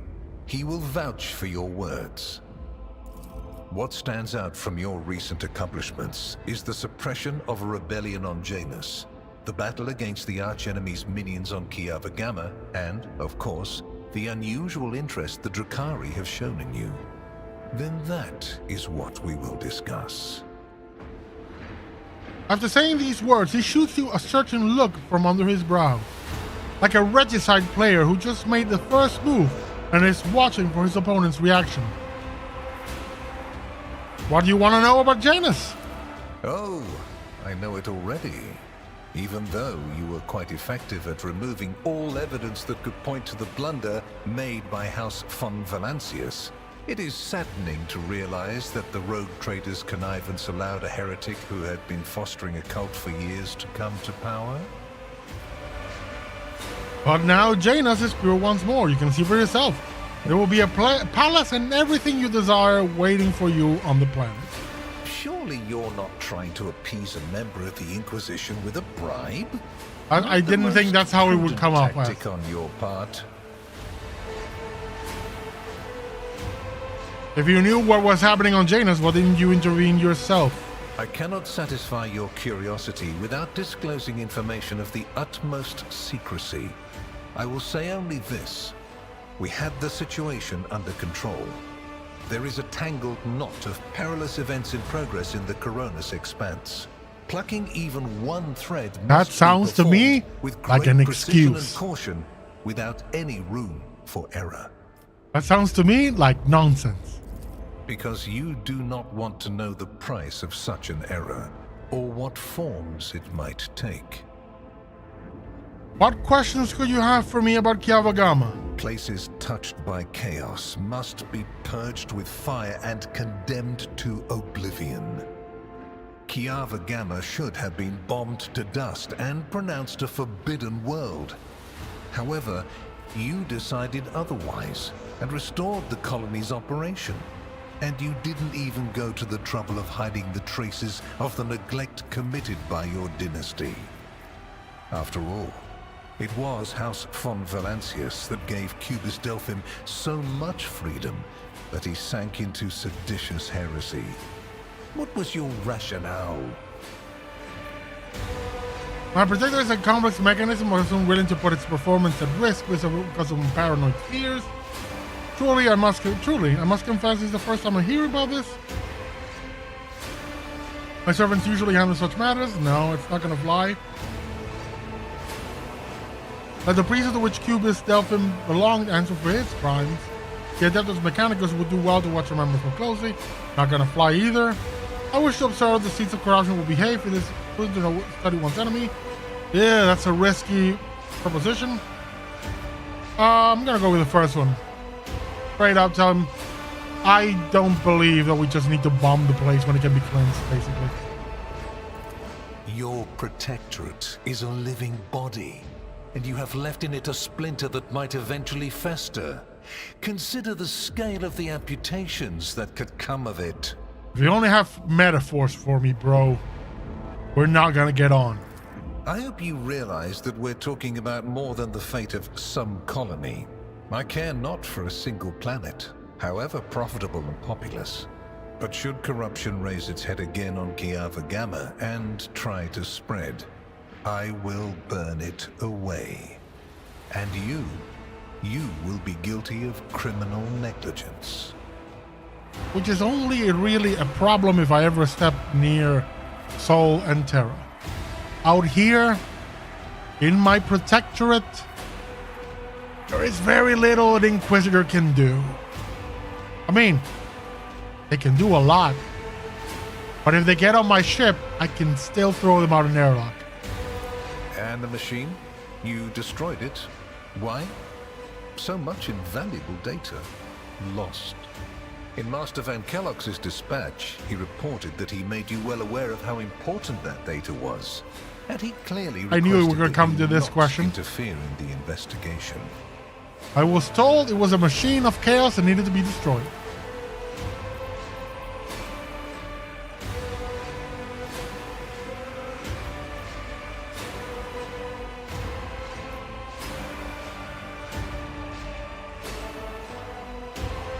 His face grim. Heinrich gives an almost imperceptible shrug as if to say, I warned you.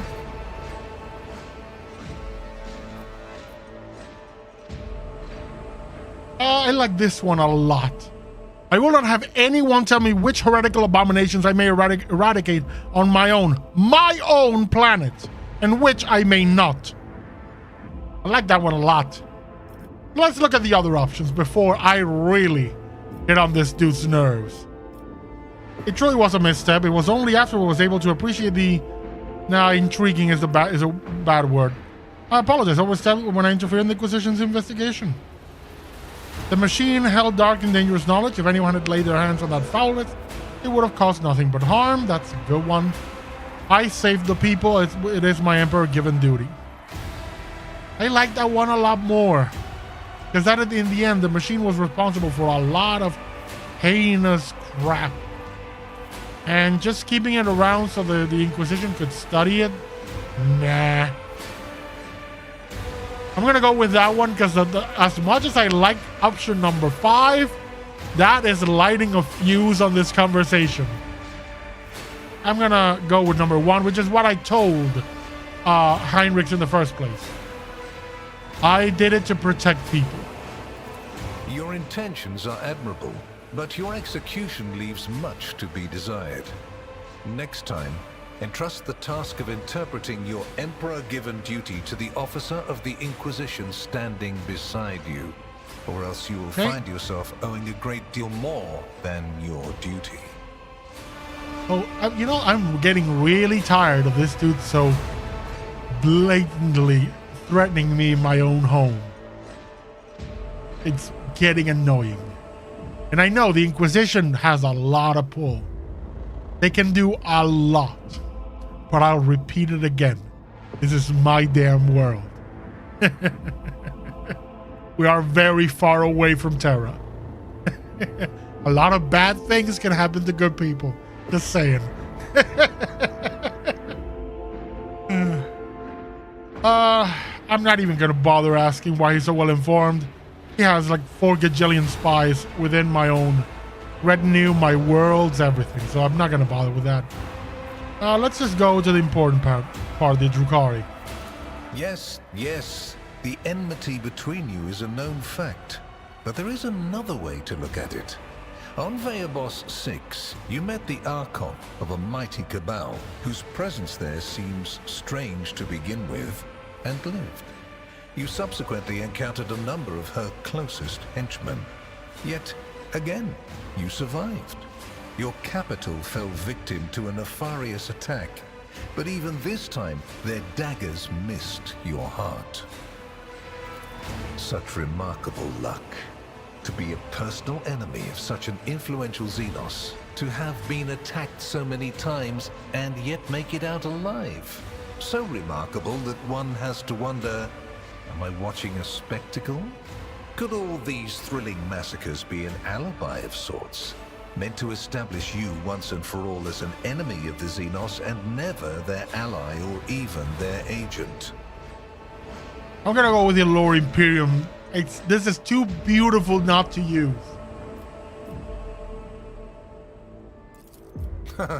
So you already think you're cut from the same cloth as St. Drusus, do you? Ambitious? I'll make note of it. Have I answered all your questions? Far from it, my dear. The questions are manifold. How did you manage to survive the battle that claimed the life of Theodora, who was so much more experienced and skilled than you? Is it a coincidence that you and you alone then made it out of the trap on Rykad Minoris? How much truth is there in the rumor of heretic Kunrad Voitvir about?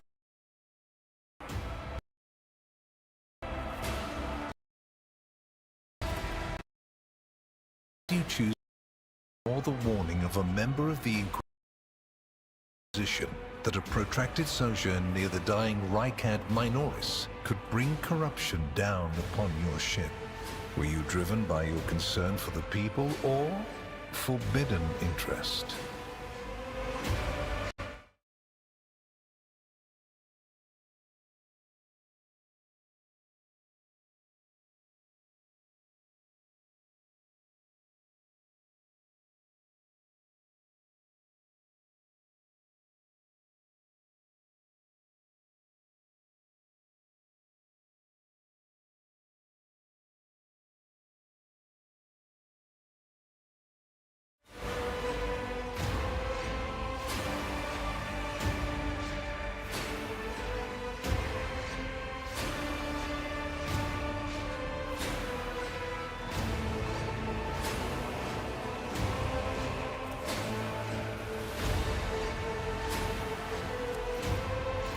Was it virtuous of you to allow the warp-stricken Voidsmen to join your crew?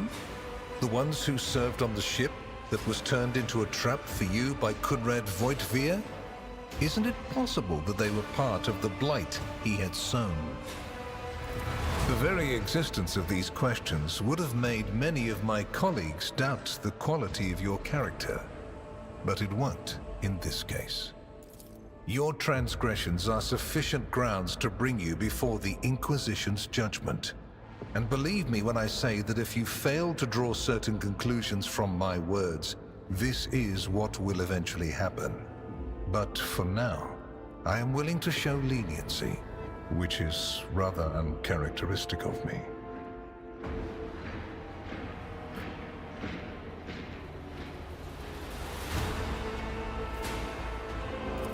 I hope you appreciate the generosity of this offer, as your predecessor once did.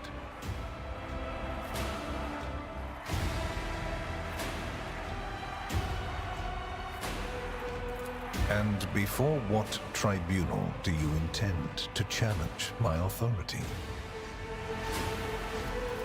If, for the security of these territories, I find it necessary to execute any individual and replace them with a puppet counterpart, turn their realm to ash, and put their servants to death, I have the right to do so.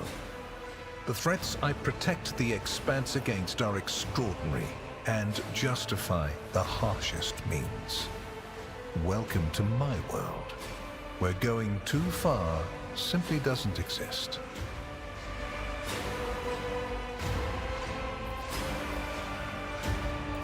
And benefited greatly from it. The world's power is not without limit, and neither is the protection it provides. All those mysterious expeditions, dubious experiments, collections of xenotech oddities are dangerous pastimes.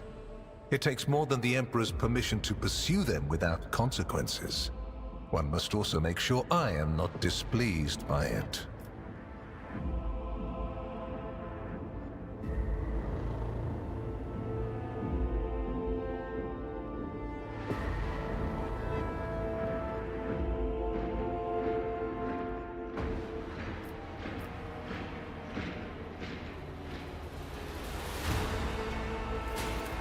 Let me demonstrate how it works. In your retinue, there is a Psyker who is yet to receive Terra's sanction, which, as we both know, is a grave threat and a blasphemy to the laws of the Imperium.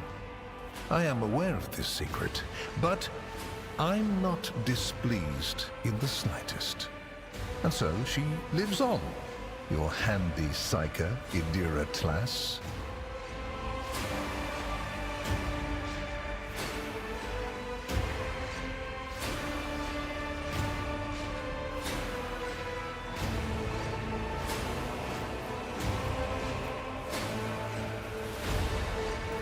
You haven't been in a position of power for long, and so one can forgive you for not noticing the troubling changes. The cult of the Final Dawn is spreading in the Coronis Expanse. Not the first or the last heresy that has afflicted this sector, but one that is surprisingly resilient. Mysterious convoys are sliding by, bound for systems in the heathen stars. Just your humdrum pirate trade, wouldn't you say? Then why are the pirates themselves clueless? The Xenos, who have caused trouble in the sector before, have expanded their activities in the last few decades, and there is a logic and method to their previously chaotic raids. Even 2 packs of Space Wolves, blessed Space Marines summoned in my name, did not cool their interest in the Expanse.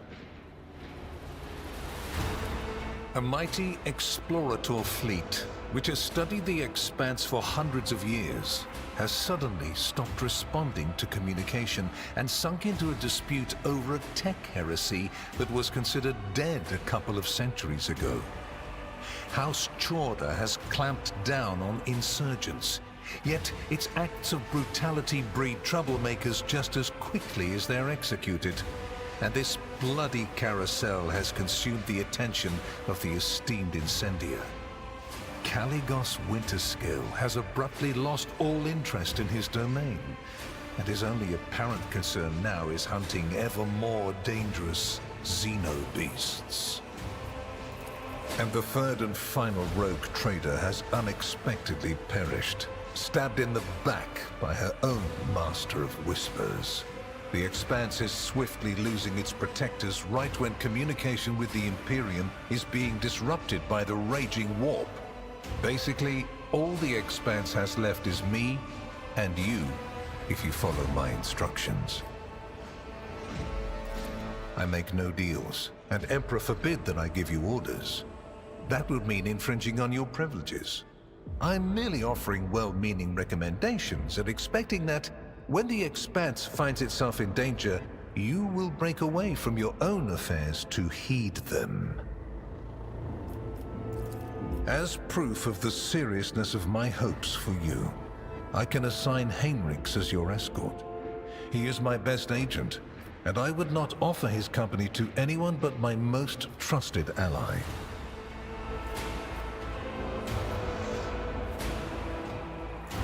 Without a doubt, Master Van Kellogg's has earned my complete trust by repeatedly demonstrating courage, loyalty, and cunning. His mathematical mind, not given to sentiment, can be of great use in an emergency. You, my dear Heinrichs, have made a far better agent than you would have a pilot of an Imperial Knight.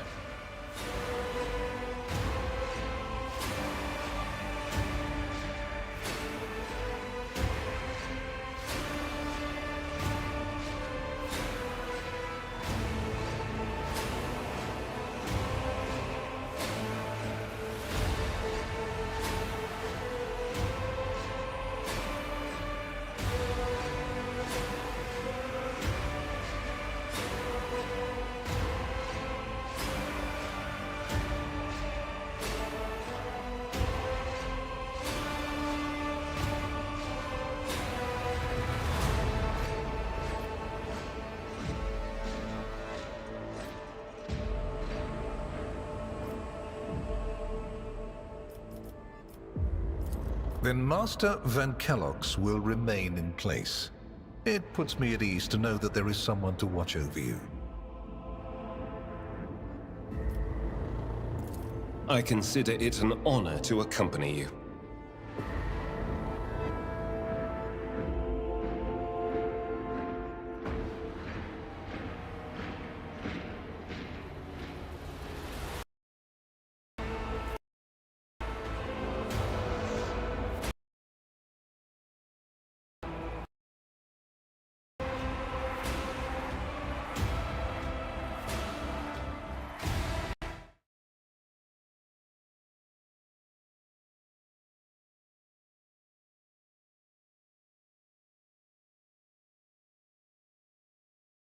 Hello, hello. Oh, there we go. I've been talking to the mic for a while now. I need to do something real quick. I've been talking to the mic for a while now, not realizing that nothing was coming out. So I've been doing a full-on, discussion, just my considerations for all the answers and my annoyance at the Inquisition, and you heard none of it. Give me a second. I just need to tweak my volume for a moment.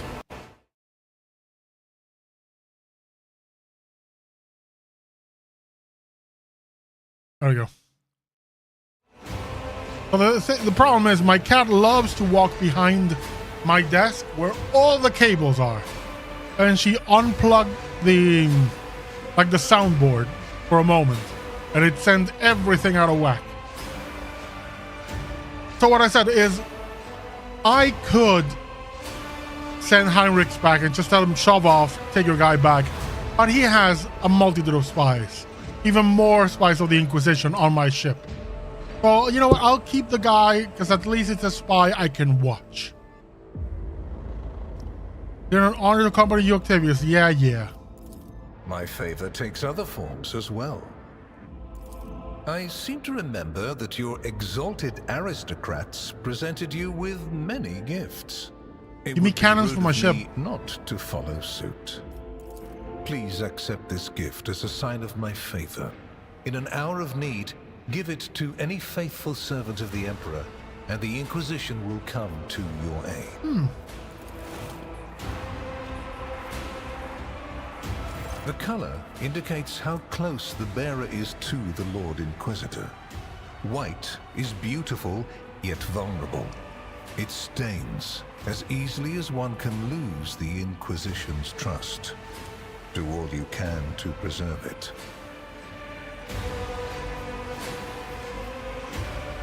I'm gonna keep it respectful.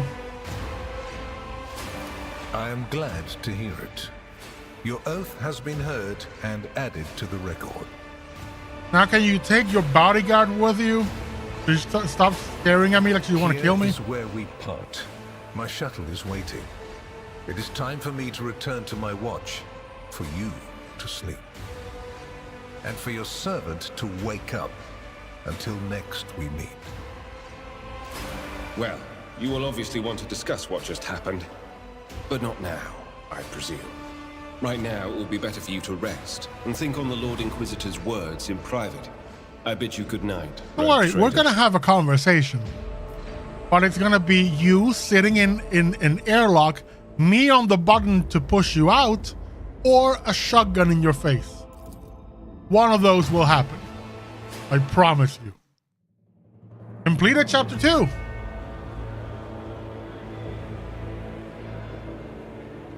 The rise of the rogue trader heir restored a tenuous equilibrium to the fond Valancius protectorate.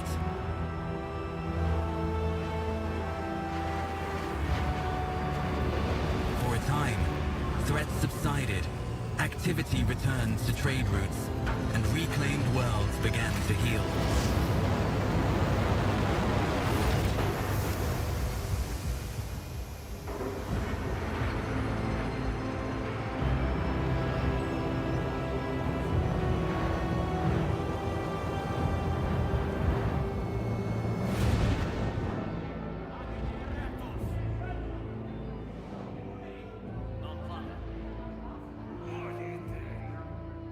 The new Lord Captain's subjects praised the God Emperor and their leader wholeheartedly. For none knew what fate might await them.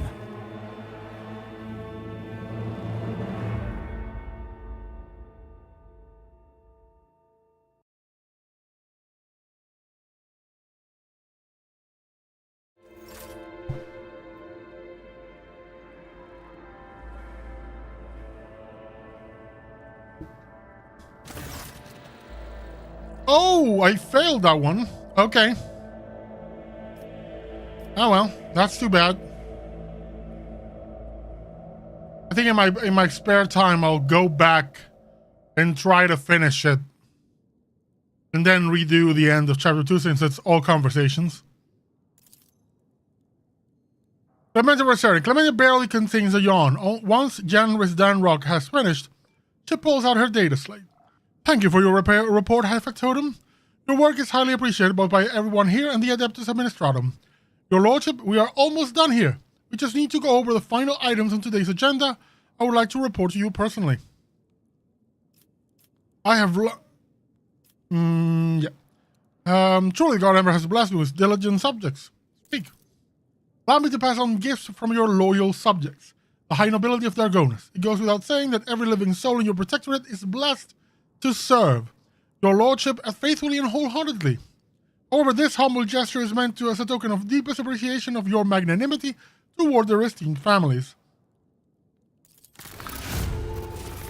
Trophies, uniform kit, provisions, fuel. Fun reward gain people. House Berserkian made arrangements for the delivery of several tons of supplies for your future journeys. The house is also transferring a regiment of its finest into your personal charge. Each of these brave troopers has undergone rigorous Voidfarer training and will be humbled to lay down their life for you, Lord Captain. Clemencia is trying to maintain a neutral expression, but you can see her face is beaming with pride. Please command them as you see fit. Lord Captain, news of particular import have come from the House's intelligence network. Lord Inquisitor Calcazar is rumored to be planning a visit to Footfall. A number of Imperial Navy ships were commandeered by Lord Calcazar, and they are now being scrambled to Footfall. Furthermore, we have received reports claiming that secret messages were delivered to the capital worlds of Houses Chorda and Winterscale. It is possible that the Lord Inquisitor's called arms may smother the conflict that is brewing between the two dynasties. We are seeing an increasing number of skirmishes between their ships in neutral systems. I do not doubt that her ladyship Chorda will attempt to sway Lord Inquisitor to her side, especially since his lordship Winterscale's luck seems to be running out. Riots have broken out on several of his worlds, and he has shown no intention of quelling them. Instead, the Rogue Trader inflicted brutal punishments upon one of his oldest colonies, Vesuvius Secundus, based on allegations of seditious sentiment. Oddly enough, our agents were unable to find any proof of sedition among the populace there. As soon as we have any updates, you will be the first to know, your lordship. Clemencia glances down her data slate. Lastly, your pet Xenos, Iliad, I believe, is seeking a meeting with you. She had the audacity to defile the Rogue Trader's palace with her profane presence and refuses to leave until she has spoken with you. I would never presume to be able to read the emotions of Xenos, but the Eldari appeared perturbed. I believe she mentioned a void ship of some sort. Maybe best if she told you everything directly. And with that, please allow me and Master Danrock to take our leave. The Chancellor and the High Factotum offer their bows. Perhaps that last request will serve as a welcome distraction? Indeed, your lordship's stay on Dargonus has been rather long. However, your protectorate is now enjoying a period of relative stability that, for the time being, no longer demands your lordship's personal involvement in its affairs. Glory to the Rogue Trader. Basically, boss, we love having you around, but you're also kind of cramping our style. How about you get a move on and just leave? Cool, let's talk to Elantach. At last you have left your ornate cage. Iliad casts a look over the stone palace walls. For many a turn I have sought to meet you, and yet your servant, the one with the silver-haired who is like the silver-haired Abelard, but twice as young, has no favor for the request of a child of Asturian. Take me to a place where the hearing of others will not steal the words intended for you. Now let's go to my room. Yes, sure. While you were mending the wounds of this world left by the Twisted One's attack, I was able to discover... No, not Krudarak's fate, merely traces of it. As Muarum found sanctuary under the boughs of the Lelethan's forest, so did my other kin find refuge in a system known as the Atlas Reach. We must make a journey there with haste, before new dangers destroy the witnesses who can show me a way to the lost Krudarak, whose fate remains shrouded by the stars. Their knowledge is the sole thread that may lead me to the truth, Elanta. I ask that your metal-winged ship take me along that thread before it tears under the strain of time and circumstance. Give me the coordinates and I shall tell you wherever you wish to go. You will? The ice in Hurley's eyes melts away for a moment. Thank you, Elanta. If this path indeed takes me to the truth, I will be indebted to you.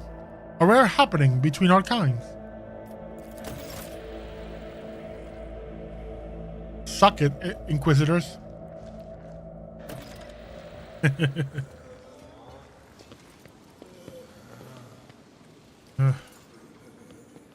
Hey, to the...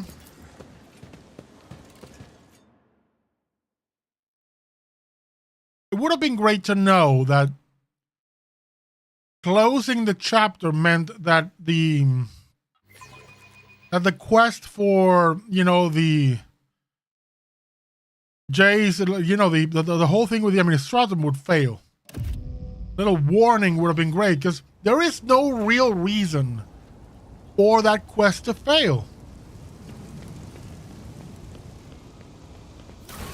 I mean, it failed permanently.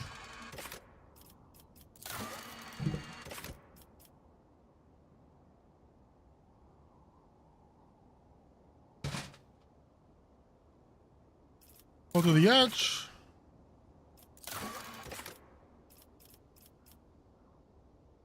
Companion quest. Where is it? Really? I mean, I am now the rogue trader. Now would be the right time to get this. Because I can skip the queue. That's what they said. Yeah, that sucks. Like, this one is fine, because, you know, I destroyed that one. This one doesn't make sense that it fails. So I'll have to go back to chapter 2 and see if it can be finished. Let's just on this Valancius.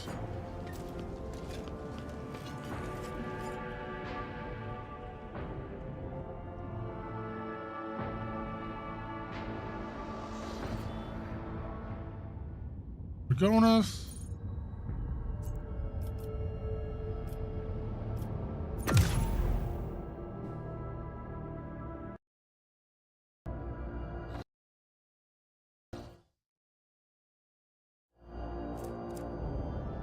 Let's see. Rogue Trader, I must remind you about our agreement with the Adeptus Arbites. As important as your personal affairs doubtless are, upholding the Lex Imperialis is of no lower priority. If you do not plan to maintain your alliance with the Arbites, I will have no choice but to leave your wretched. Frankly, I would prefer to avoid that scenario. Don't worry, I will make good on my word. Just, I need to go here. Go to Thessera. Just need to look at a path there. I mean, I can go here. Now let's travel here, which is safe. Then over here, which is also safe. Here, unsafe. Pray for salvation from the warp trap.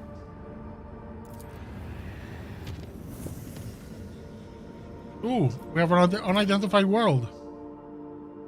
Interesting. I thought I had identified everything. Oh no, I already visited this one.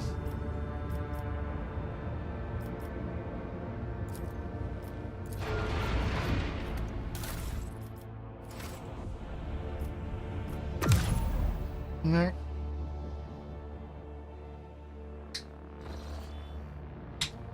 Okay, let's take the risk. Warp trap will be dangerous. Disaster. Bizarre warp sorcery has linked a daemon, one that has breached the Geller field, to one of the voicemen from the macro cannon crew. Former faithful servant of the Emperor has now become a heretic creature gathering a flock of those bewitched by the archenemy. His madness must be brought to an end. Blessed by holy gifts, the god Emperor Solar Service will battle his enemies without any fear or doubt. Ooh, we got holy gifts. Cool. I use them to fight, and I don't have to do it myself. Chart new routes. Woohoo! We finally got some navigator points. Lord Captain, we have received voxcast from Sarah. The signal quality is rather poor, but the meaning is clear. The world is expecting your lordship arrival. Great festivities have been arranged, and a delegation led by the planetary governor is ready to give you a welcome worthy of an honored guest. This is the third. Let's go to the other ones. This is the destroyed ship that I want to check. Basically, Thessera is the last point we'll check. Yep. We're gonna mine the crap out of it.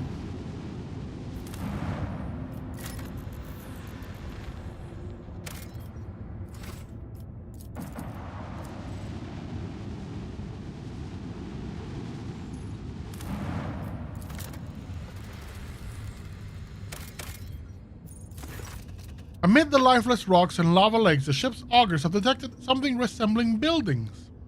There is something off with their outlines, but their presence, in and of itself, suggests there may be some valuables to uncover among the ruins. And the scouting team. The scouts are able to discern symbols of the Imperium on the buildings, deformed and fused together by high temperatures. The ore mining structures tell a sad story.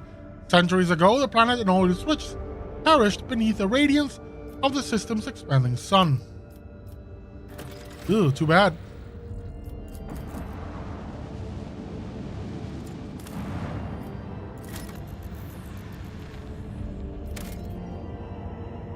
Nothing to see.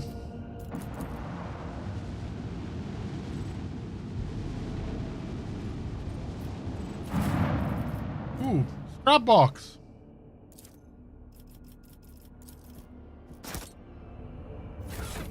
Where's the scrap box? Where be my scrap box?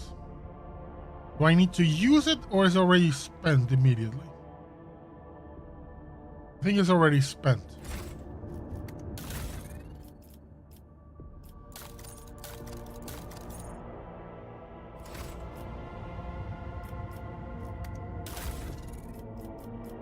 Grab, yeah.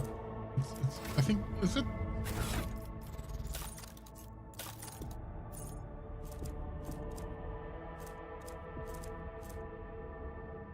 Yeah, send to cargo.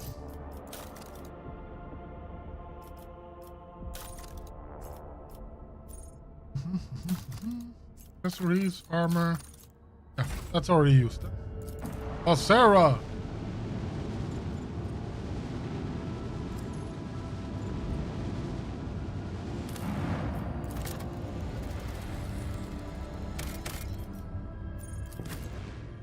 Yeah, Solomon has to come.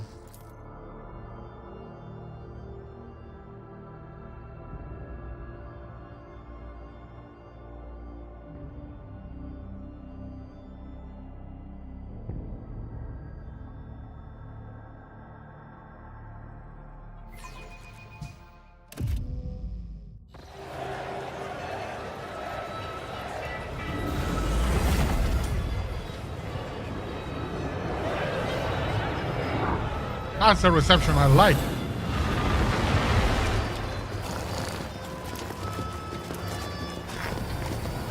That's a bit weirder.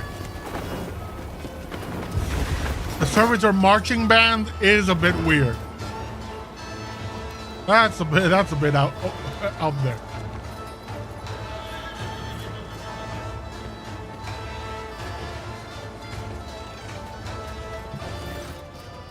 Governor Ruoldo, a richly dressed man riding a sinewy horse, breaks off from the procession. When he approaches, you immediately notice a strange detail. The man's face is pinned to his head with a precious fastening that stretched the skin across his skull. Ew! Ew. Celestial guests, there is no higher honor for us than to extend our hospitality to such noble eminences. His Celestial Highness, the rogue traitor, and an illustrious judicator of the Imperium, all of Thessera clamors, trembles, and cheers. Rualdo the Fair-Faced, Governor of Thessera, at your service. Thank you for the courteous welcome, but we have a problem, buddy. But of course, Your Celestial Highness, it will be my pleasure to discuss whatever topic you have in mind. That said, you have had such a long and perilous journey behind you. Like any self-respecting host, I must first propose. Boom.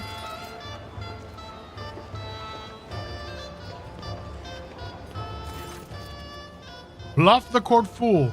A smaller figure steps out of the crowd, dressed in the motley attire of a court fool and wearing a sneering mask. My name is Bluff. I am Lord Waldo's good mood. I tickle his governorship with well-spotted jests and itty-bitty gossip. And now I merely doff my cap to our celestial lords and ladies and hand them this here key to Thessera as a token of our boundless loyalty. The fool bows and offers you a gift.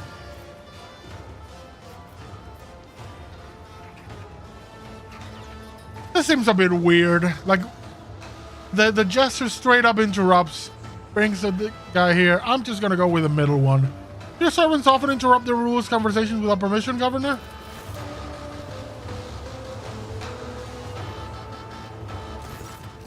Oh, the embarrassment! The governor leans down from his horse and grabs the fool's hand. Having wrenched the key from Bluff's grasp, Roldo raises his hand to strike and the fool quickly backs off. Finally, the governor offers the gift to you with a reverential bow. The key to Thessera. A large key with a Thessera coat of arms and embossed on its head. Awareness. The governor's heavy gold-stitched jacket adds a certain presence to his figure, but it cannot hide how poor of a rider he is. The way his boots dig into the horse's side, his hands fiddling with the reins, his trembling fingers, all speak of nervousness and a lack of control. Roldo, I'm sure you know why we are here. I do have certain suppositions. Enough! According to data protocol Calexius says about UX 11-4, this Mu-class planet, type feudal, Estimar rating E874 with an assigned tithe rate of Solutio Extremis, has not provided its due tithe amount in full. You have violated the Lex and are hereby under investigation. You are to present all related customs reports and shipping manifests immediately. The proctor's voice carries no emotion. I went with violence, not no emotion. And Glyto silently bares his teeth, completing the image of the implacable hand of justice that has arrived in Thessera. I am most flattered by your attention, esteemed judicator, and by this opportunity to serve the Imperium with even greater dedication than before. Speaking of dedication, we are already conducting a thorough inspection to see which scribe it was that bungled the tithe calculation. You know, the scoundrel shall soon be... Excuses are the hallmark of the guilty. Do not make your situation worse, Governor. Of course, Master Judicator, we will provide you with all the documents as soon as our internal reviews are complete. I assure you, it won't take long, and the report itself will be exhaustive. You heard the proctor. Take us somewhere we can have a serious conversation. Oh, in that case, please proceed to the castle. All of Thessera has been awaiting your arrival, busily preparing the finest dishes and entertainments in your honor, so I fear it may be challenging for you to avoid attention. Let us have a court lady accompany you.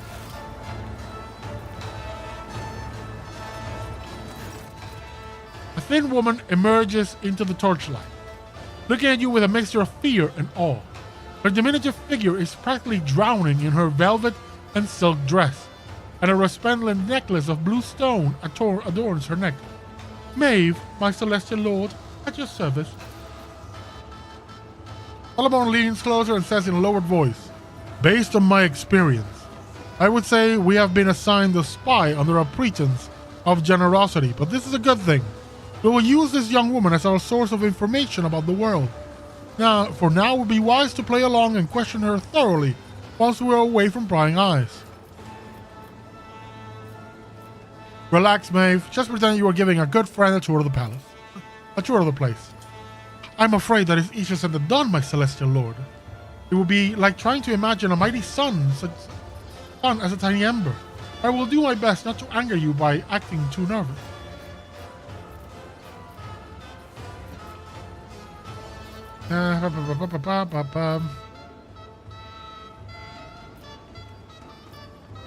Very well. I would like to see what this place has to offer. I can tell you by what I'm hearing that Executioner has already lit up the Phasmophorius, ready to give the condemned a warm welcome, which means the governor's official whisper collector, that's me, has a whole lot of important business to get to. And so I must leave you now, good sirs and ladies, lest I miss out on a hot batch of juicy tales. Very pleased to meet you all, honored adjudicator. Bluff grasps Solomon's hand and gives it a vigorous shake. I'm guessing he's passing something to him in hiding, because Bluff likely is... What the... Before he can even blink, the cyber mastiff beside him sinks his teeth into Bluff's forearm, jerking it back and forth in a fury. The attack lasts only for a moment, but then Glyta lets go. The fool's limb is already torn to shreds. With a cry of pain, Bluff leaps away and melts into the roiling crowd.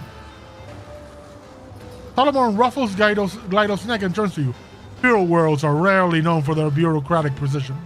Reconnaissance on the grounds will tell us more than any report hastily scribbled down by these blockheads. I suggest we attend this trial and see how the laws of this planet are enforced.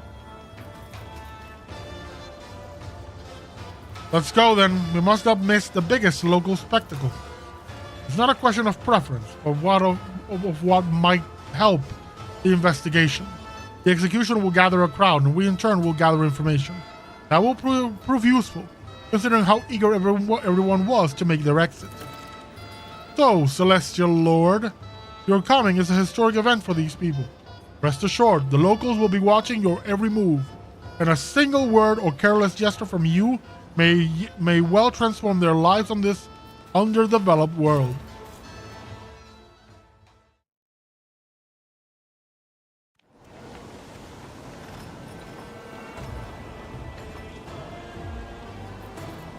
Right.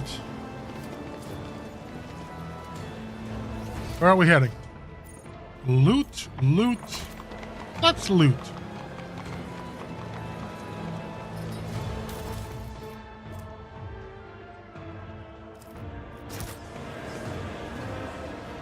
Forge ahead. Never linger. Let's explore. See what else we find.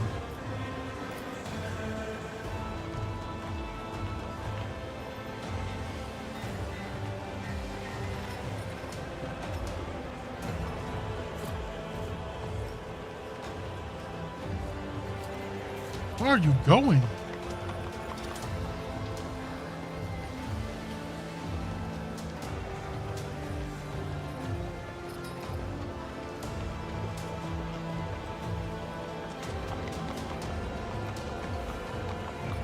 Okay.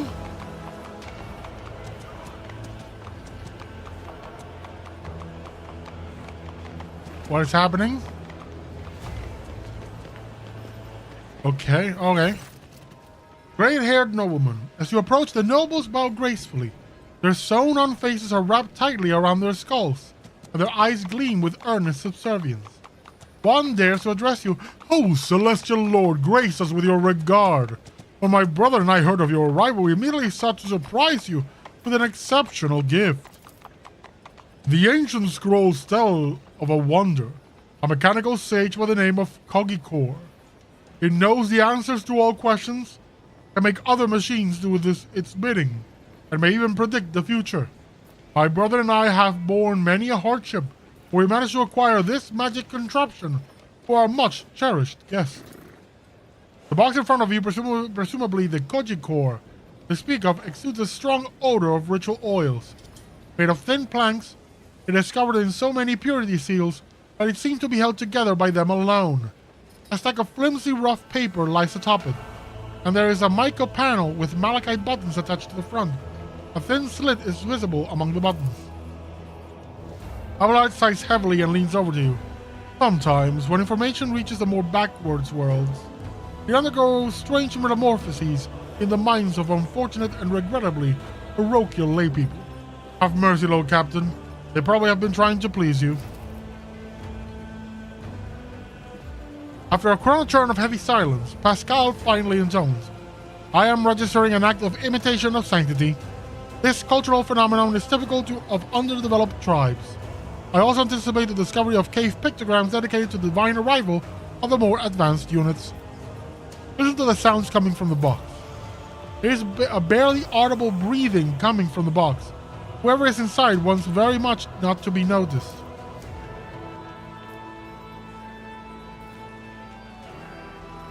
Really? Then again, what else could you expect from this ignorant world? Unseal the box and let this poor soul out at once. Ooh, what poor soul? I do not. As you command, my celestial Lord, forgive us. We wish only to delight you with reproducing an otherworldly miracle we had read about in an ancient chronicle. I'm gonna go with Iconoclast. You are nothing but a pair of dim-witted lickspittles. Of mere stupidity hardly warrants an execution. Get out of my sight. We did not mean to offend. We only wish to please. We use the term lickspittles. Venture forth. Ah, so this is where she was going. Who are you? Ooh, you have a lot of things. Just as he ordained. Materium Shroud. Cyber Rain Gates. Oh, hell yes. We're gonna do that here.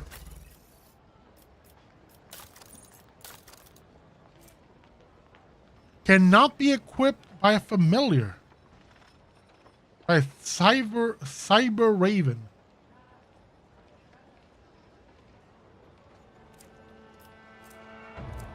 Okay. Then it's useless. I do what I must. Oh, actually.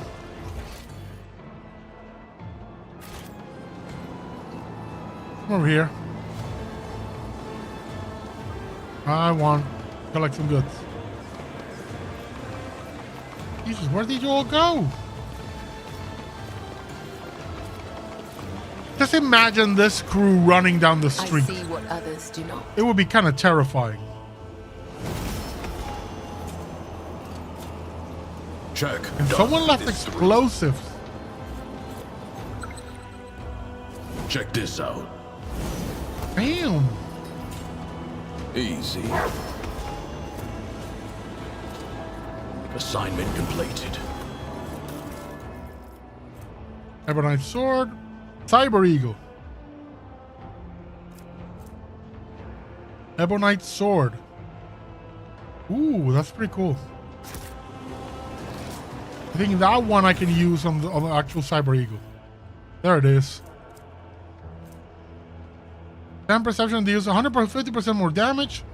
Gains 28% dodge against obstructed enemies melee attacks. Ooh, I like it. Oh, that is awesome. It actually changes the color. Oh, I like that. Onward to victory. That is pretty cool. Let's go get some loot. Let's check where the loot is. Let's... Another chronicle.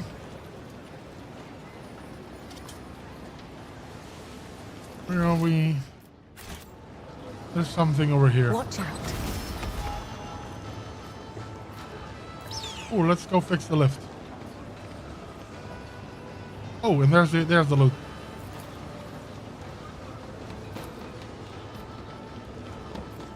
Thank you. My success is an irrefutable Hollow fingerbone charms.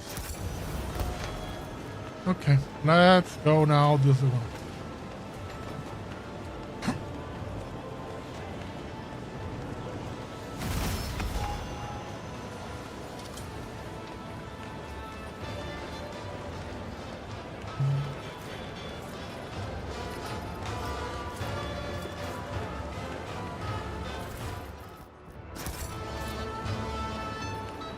Ooh, we have goods.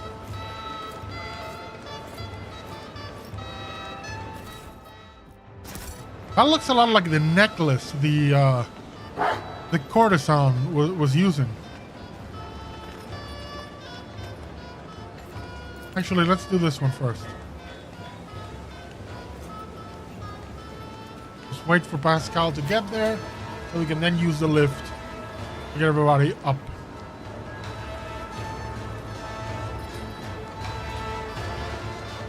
Organ grinder servitor. Fiddler servitor. Yeah, this is kind of weird. This is a level of weird.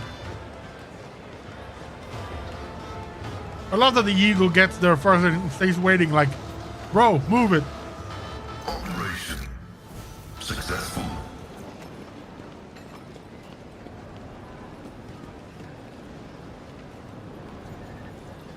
Uh-huh.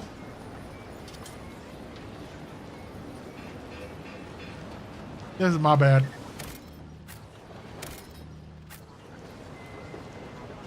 Then I have to wait for everybody to run to the elevator. See, I should have just chosen one unit and then send them all up. My bad.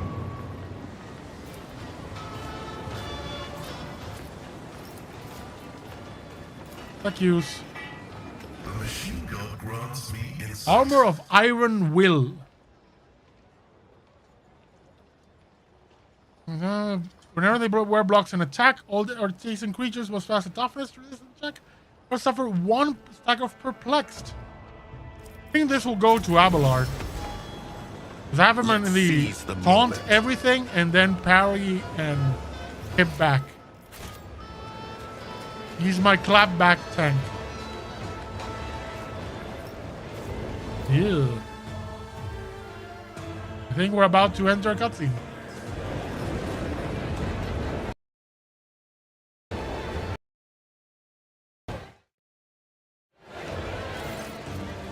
This is overkill. I mean, Iron Maiden is bad enough, but they also light it on fire. You see a man with a cruel grimace on his face and hands disfigured with burn marks. Behind him stands a ghastly-looking mechanism adorned with a polished skull of gigantic proportions. The eye sockets, their edges melted, gaze darkly at the crowd with a promise of inevitable punishment. The man, clearly executioner, bows his head. The very messengers of the sky have come to decide our fate. We are honored, your celestial highness. What is that structure? This instrument of punishment is a personification of the great Phasmophorius the Martyr, who accomplished the legendary feat of slaying 300 heretics. As a glorious tradition, all mutants who affront the Emperor's gaze and stain the face of the Thasera must enter the saint's iron embrace. Whenever justice is served, hundreds flock to the Phasmophorius, eager to witness the magnificent spectacle. You have just confessed that your semblance of justice serves not as a demonstration of lawful authority in the terms of your subjects, but as entertainment. Who is inside right now? Another heretic who violated the holy laws of Thasera. And since his body is already turning to ash, such will be the fate of his name as well, to be scattered to the winds. That it may never again defile the lips of any who live upon our sacred world. Never again defile the lips. Maeve looks ready to faint. She seems both terrified and nauseated by the sacred rite that has drawn so many onlookers.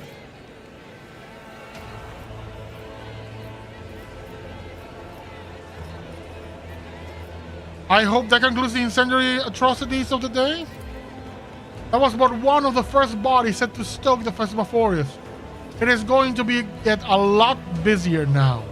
As if to confirm the man's words, the fire-breathing saints expel a puff of acrid smoke. While the guilty are being reduced to ashes, let us meet the next participant in our performance.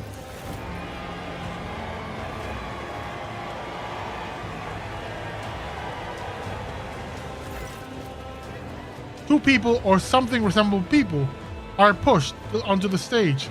They are mutants, hideous parodies of humanity forever tainted by the imperfections of the flesh.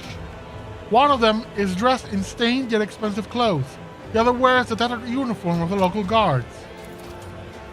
Your Celestial Highness, behold, two loathsome heretics who blemish the very face of Thessera with their existence. Padua chuckles, but his sneer is completely devoid of mirth. Boy. The degree of their guilt may vary, but they both deserve to enter the blazing bowels of the Phasmophorius for the worst of their transgressions, distorting the sacred face of humanity.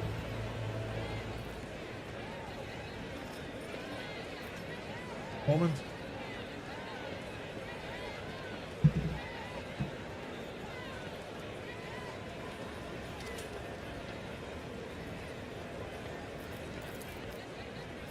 Since fate has graced us with such lofty visitors, I eagerly cede the right to punish these miscreants to you, Celestial Highness. What do you mean by the degree of their guilt may vary? One of them, despite being one of the highest lords of Thessera, spat on our world's customs by refusing to alter his destiny. The other did change his fate, even though he was just a lowborn wallowing in the mud. What in the Lexus name did I just hear?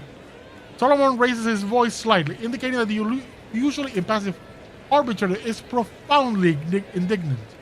I normally have no trouble passing judgment, but in this case, I don't even know where to start. What was the opulently dressed mutant's crime? Oh, sorry, I went for the other one. A thief, a brigand, and a murderer. There is no way to list other crimes lying upon this freak's conscience. However, his willingness to change his destiny against all odds merits this mutant at least some honor. Despite his feeble-mindedness and simplicity, he had enough sense to obscure his countenance with hoods and helmets until he made his way from beggar to guard. It was not long before his excessive passions for fighting and stabbing gave him away. The mutant utters a foul curse under his breath, then immediately gives you a frightened look and falls silent.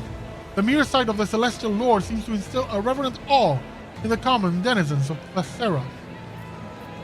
What was the opulently dressed mutant's crime? Ah, a rotten stain upon the noble families. He was hiding in his manner to conceal his deformities, but had trouble keeping his mouth shut. He spread corruption among the minds of courtiers, cast aspersions on the traditions of the world, was insolent, swore profanely. Luckily, he has no heirs, and today, this accursed bloodline shall be put to rest once and for all. What monstrous cruelty to sew a man's mouth shut. Take those stitches out immediately. Eager to please you, Thadera carries out the order, but his work is far from gentle. The condemned man groans and chokes in pain as the executioner pulls the threads from his flesh. Thank you.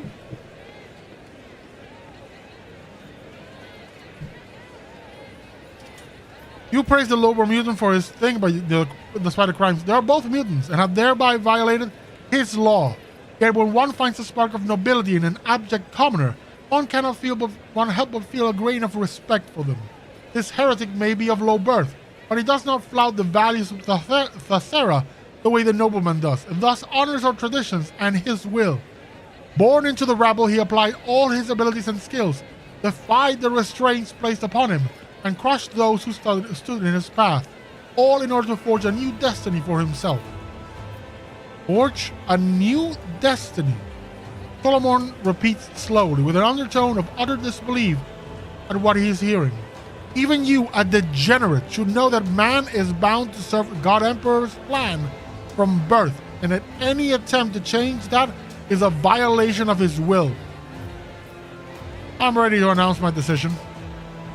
The word of the distinguished guest is law. We are all trembling with anticipation. Maeve seems to have reigned in the emotions that were overtaking her, and she casts a timid glance at you as she awaits the verdict. I have protected mutants in the past. I've said, hey, mutants are no mutants. They are, for example, part of my crew. Let them both go. A merciful decision, Your Celestial Highness. Savor the gift of freedom bestowed on us by the holder of the key to all destinies and by his messenger. Begone, you disgusting spawn.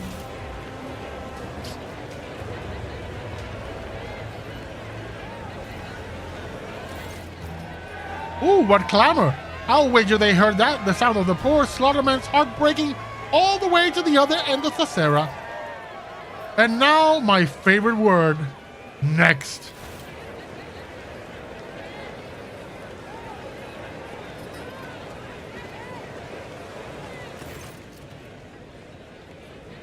A pale, bony creature, barely able to move its legs, enters the stage. In place of a mask, it turns a horrific medley of features towards the world. This ugliness, however, is nothing like that of the previous convicts. The thin, squeamish, twisted mouth is fused to the cheekbones. Malicious eyes peer into the crowd from under hideous folds of skin. The face of this heretic seems to have melted and congealed. What happened to his face? Is he another mutant? Thesserian fever. You need not worry, Your Celestial Highness. It's not contagious. What is this heretic guilty of? His crime is more grievous than any the scaffold has ever seen. He was granted a new destiny, but chose to defy it. He turned away the greatest gift that can be offered to the loyal sons and daughters of Thessera.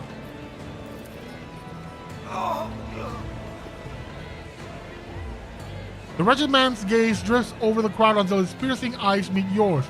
His head twitches, his face contorting into a monstrous grimace. Shut up! Shut up! Shut up before he gets in!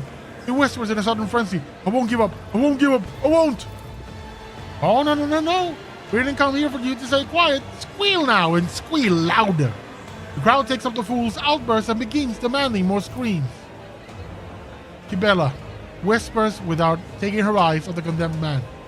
You are not the master of your own shadow. The shadows reign over you. You are alone, but they are many. But why? A windowless, doorless house. Idira is standing still, her eyes glassy. The master is gone, and only beasts remain. 100%. Where is that blasted court fool? You glance at the crowd and suddenly see the fool, prancing and flitting amongst the gawkers, clearly trying to not be spotted by you. Not to Solomon. It's time to teach you this gathering a lesson.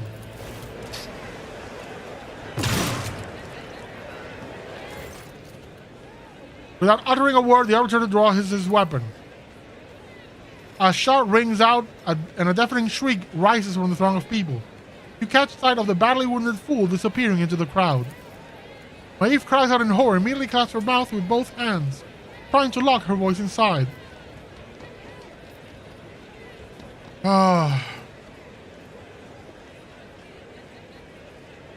I'm not gonna kill him. Enough deaths, let him go. As Taldo opens his mouth to say something, the convict takes a step on his clumsy, spindly legs and then another one. A face, pretty, strong, shining. An arc claw points directly like you. Give it here. Give it to me instead of the one I bear. Take mine. It's not mine. Take it. Take it.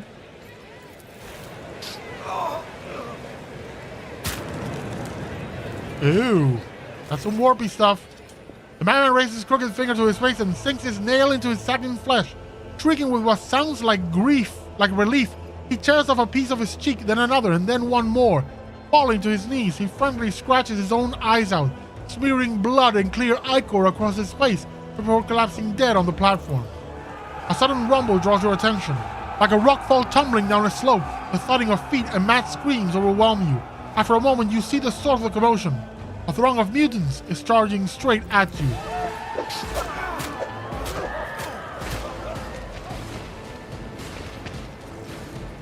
Well, this did not go as I expected. You know, I offered clemency and they rejected it.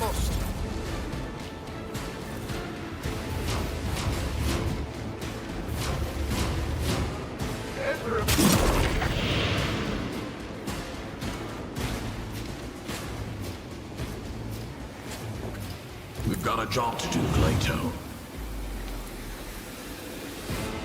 Understood. I'll take it as a priority. Understood. Boom, boom. Let's send him out. Apprehend.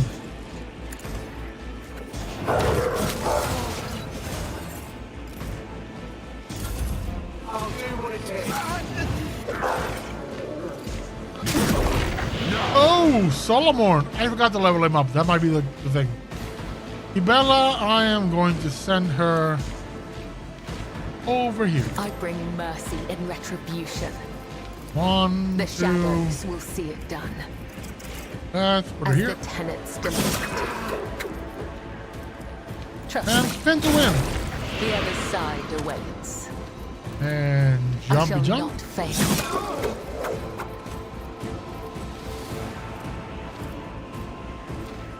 Freebie strike. The shadows will see it done. Death is a blessing. And another As jump. the tenets demand. And that's it. Abelard. I'm gonna send you over here. And do a little dash. Take a little love. Ah, you know what? I'm just gonna taunt the hell out of everything.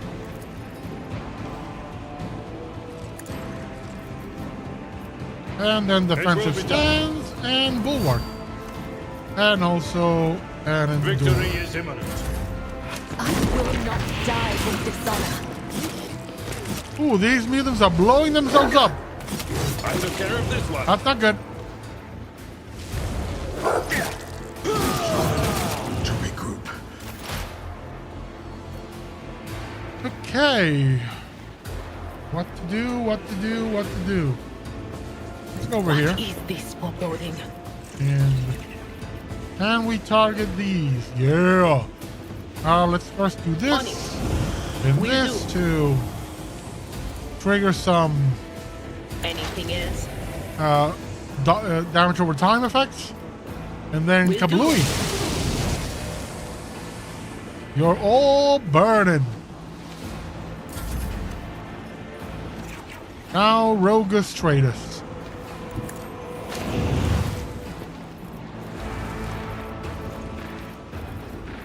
As said, so done.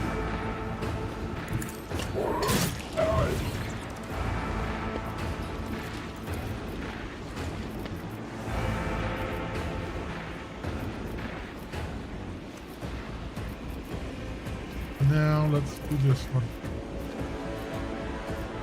Easy. See that one coming, did you? A costly mistake. As said, Let's I mark know you. what to do. Could have done that before, but and let's mark Let's this set this in motion. Pascal, buddy. What can you do? Activate calculated fury algorithm. Let's whack ya. Running binary override. And we're gonna do this in here. Abide Get the birdie to kill him. blessed creations of the Omnissiah. And now we're gonna cut the strafe here and end it here. Target parameters protect familiar. We strike them both. Then blinding strike here to hit all three. Woohoo! I love my birdie. And we're gonna do what else?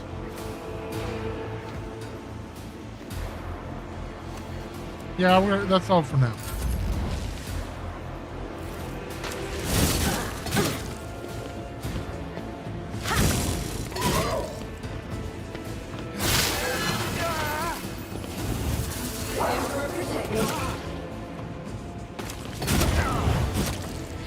I feel nothing, fear nothing.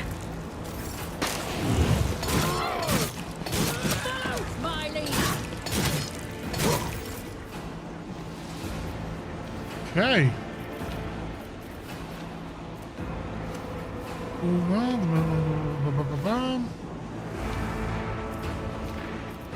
Yeah, let's just shoot things. Lex is inescapable.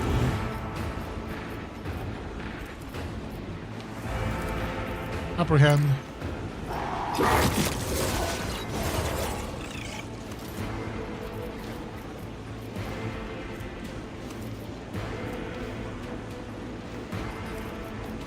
And what else? Oh, let's do growl. Plato, we're undertaking this task. And do apprehend again. One of us would be. Boom, done. Have one enemy left here. Gonna wait. Thing with her. Ooh, we got the special already. Trust me. Let's do this. As Little spin to win. the shadows will see how the other side awaits. The undying Emperor whispers his will. Yee. Brings me no pleasure. A lot of blood. Called by the web, death is a blessing. Oh, Let your soul lady. be purged. I shall not be caught by the web. Killing brings me no pleasure. Oh, there's another one here. Another one's gonna bite the dust. Ooh, you have a lot of health. As honor ordains. As the tenets demand.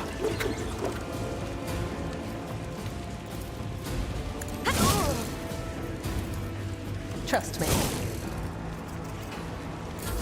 think that's it. Abelard, you can come over Follow here. my lead. And just whack it. I will. It will be done. At your beck and call. Right through him. Indeed. It will be done.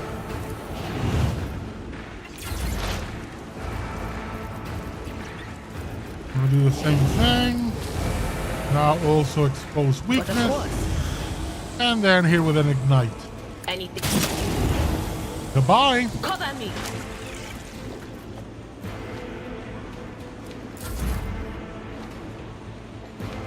Forward. They will. I think that's it. Oh no, still alive. Bam.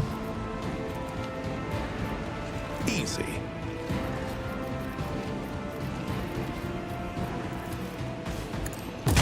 And done. Is there anyone left? Oh yeah, there's another one. Screw it, I'll do this. And get single shot on it. I know what to do. Mistake. There we go.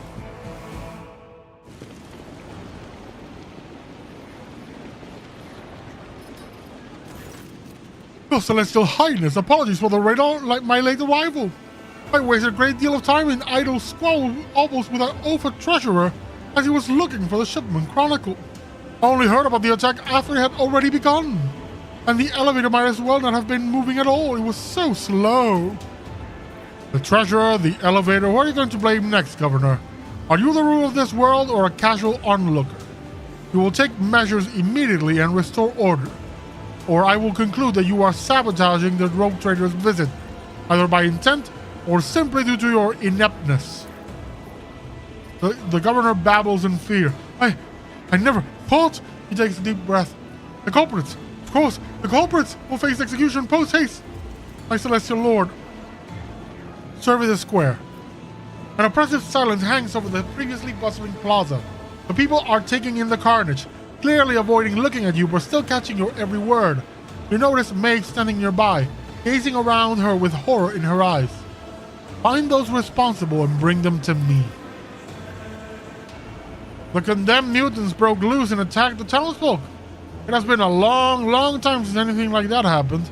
Your Celestial Highness, they must have sniffed out today is the special day. The commander was responsible for guarding them. He got careless. His armor rattling, one of the knights steps forward. I am Lucra, commander of the fortress. I can attest that the ungodly mutants were restrained properly. It's the Phasmophorius. The smoke whipped the brutes into a frenzy.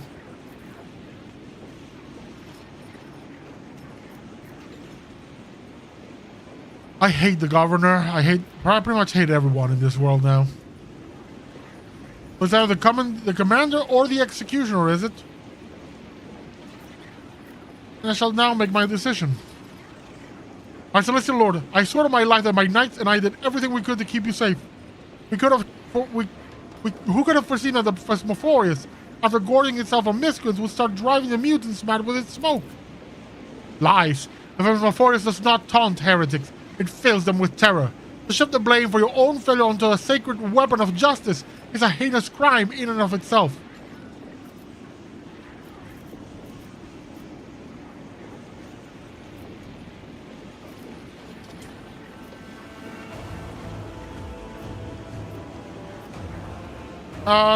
It's the executioner.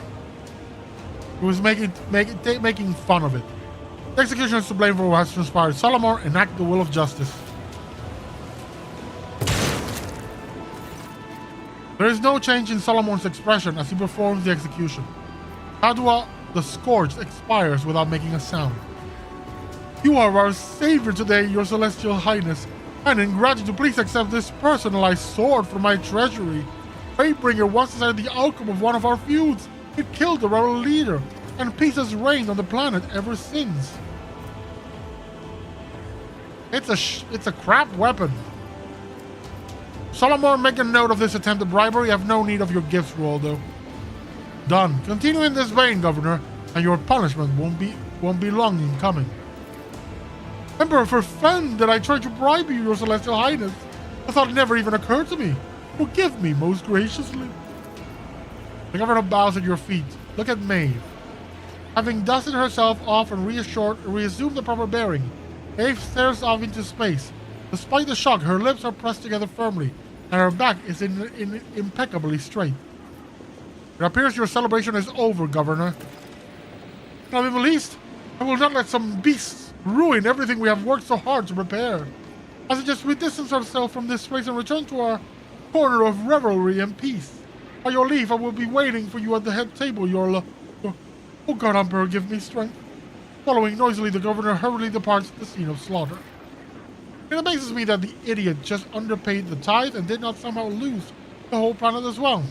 Solomon pauses, pensively watching the governor leave. Fine, a feast it is. I am sick of the stench of burned meat. Let's try a change of scenery. Her face pale, Maeve raises a hand. My celestial lord, it is only a few steps away. The noble lords are already lifting their glasses in their savior's honor, awaiting your arrival. Shall we proceed?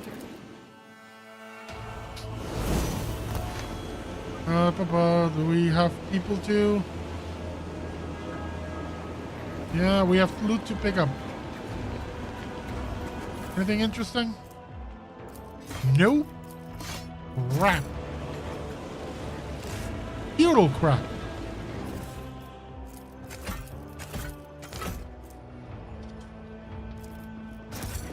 Yeah, it'll go for my coffers.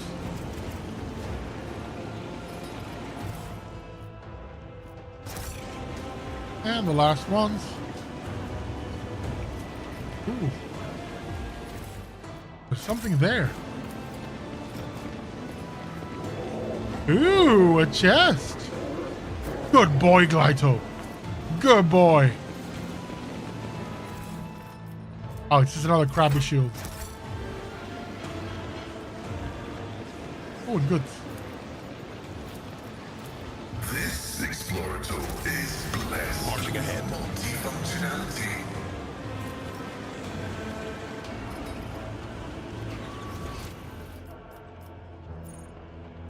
Oh, it's over here.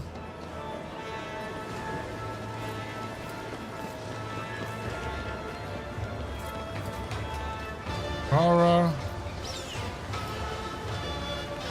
Where's the dumbass governor?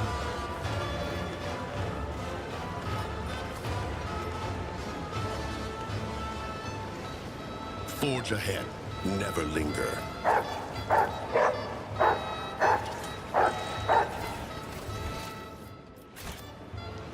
Oh, he's over here, apparently. No?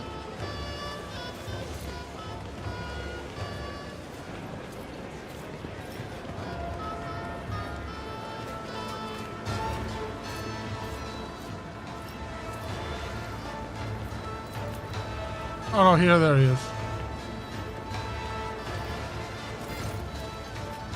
The governor's hand reaches for the amethyst, but flinches on your gaze and abruptly changes trajectory toward the appetizers.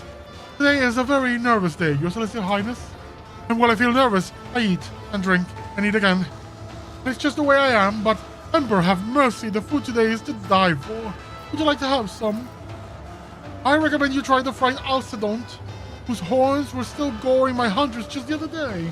And here we have some 5-tailed shrimp Harriuses in stewed black eye sauce. These fellows need to be eaten quickly before they scurry off the plate. And for the side dishes, you simply must have a taste of these crispy blubbery shells seasoned with blue glut. This spice scorches your tongue, but followed with some amasek, it will feel like the waters of life itself.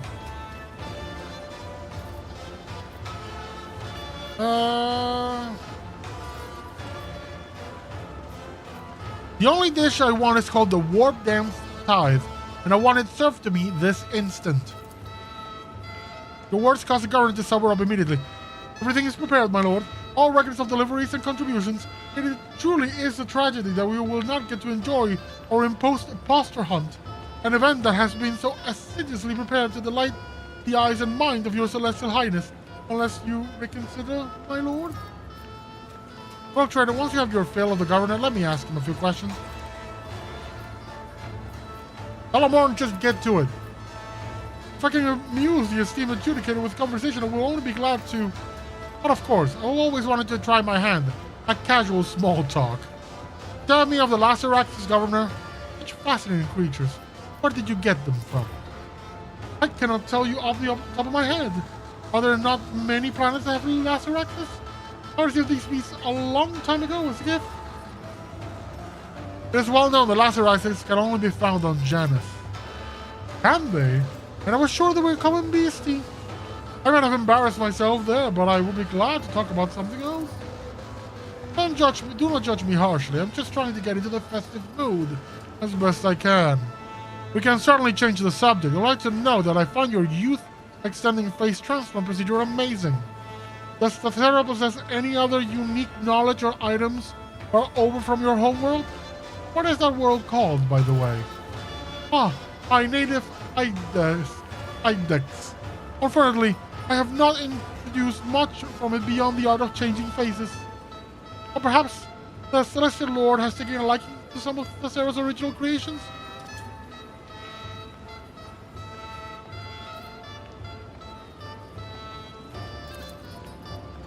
I present a bead and you know, nudge, wink, wink at Solomon. Basically saying, I found this is a treasure for my decks to see if he, continues to dig a hole. Oh yes, the famous Idexian Pearls of Revelation. I often use them myself to keep my mind receptive to new ideas. I was interested in the musical servitors. They could only have been brought to you by the Crimson Priest, correct? Can you tell me why they visited the planet? What?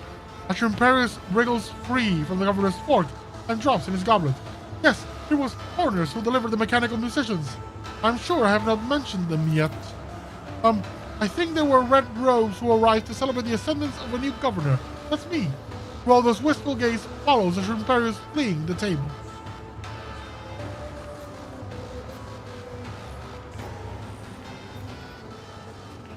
Your answers are rather reticent and tentative, Waldo. Almost as if you were merely a chance passerby and not the governor. The man's face becomes stretched to the limit on its fastening, signaling deep offense. My celestial lord, I ask that you do not insult me so. I may not be used to having such lofty conversations, but believe me, I am definitely the governor of Thessera. I would never question your title, governor, and the rogue trader hardly wishes to offend you either. Thank you for the conversation, Governor. I have learned everything I want to know. I wish to move on to discussing the tithe as quickly as possible. Oh, what a shame. Perhaps you would at least. Would you rather I question you instead of the rogue trader? Be advised, I'm a man of action, not words. Then, we're about to have the shortest imposter hunt in Thera's history. Straight to the finale, just as you ordered.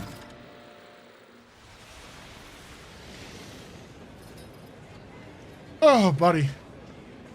Most radiant ladies and noble lords, I hereby declare the imposter hunt officially over. The participants of our masquerade already stand before you. Did you guess correctly? Did you expose them all? Please don your oculars and have a good look. Not one noble was permitted to hunt the imposters this time, my lord.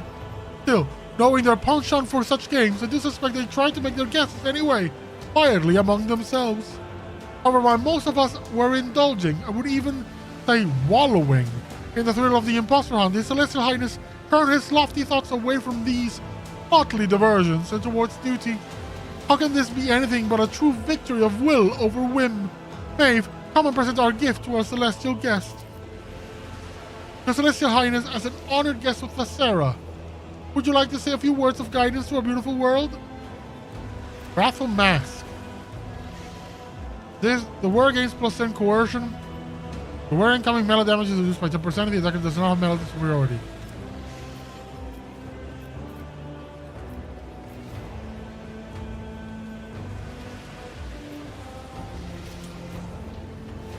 Beautiful words. Solomon, perhaps you have something to say? I am quite good at saying the word guilty. Will that satisfy you? There is an awkward pause. The governor smiles nervously. I understand. Your Celestial Highness, all this talking and ceremony and protocol, it's enough to knock anyone off their feet. But believe me when I say that we are nearing the end. And now the fateful moment has arrived. Who among the branded will be granted the highest favor?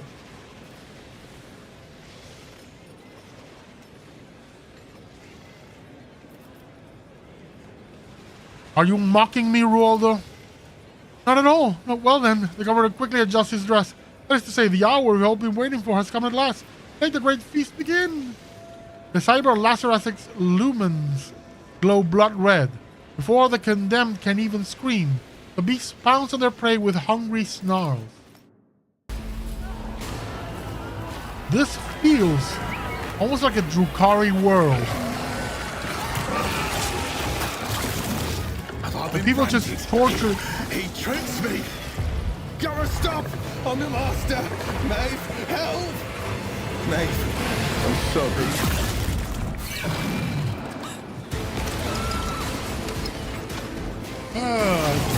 Figured this would happen. Let's just start the battle. Okay, so mark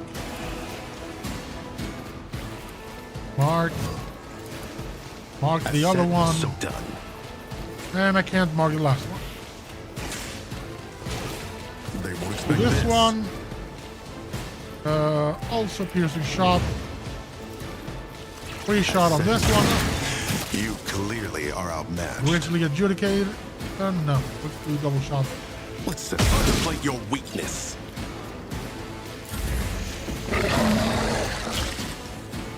Can't touch this.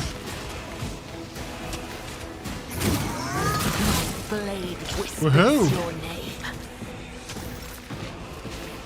I shall not fail. 1, 2. Mark this one. Opening the opening the way. Caught by the web. 3 hits. Spin to win. Blade whispers your name. It's called blade dance, but it's spin to win. Damn, Tech Priest, you're doing good.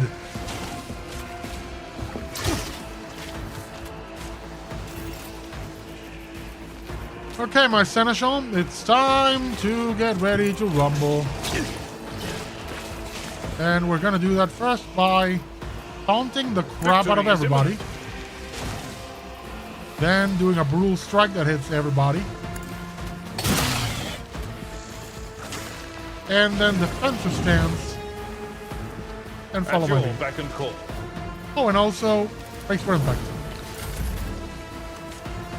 Solomon, you are gonna hit both. Except no heretic escapes punishment. Then do this. Hit him again. You betray to judges.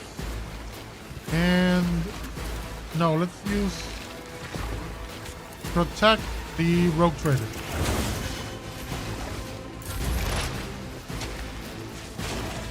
Mr. Tech Priest, overload on them both. Woohoo, baby! Let's do the Will of the Omnissiah and boost our weapon damage. I should have done that first to boost all damage, but I suck. So I didn't do it.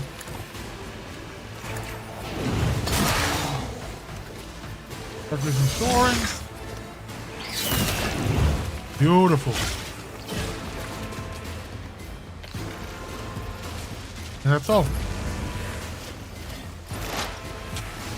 Ah, yes, the deal. What to do with you? On it. Weaknesses. Was it you? Or And burn, baby, burn.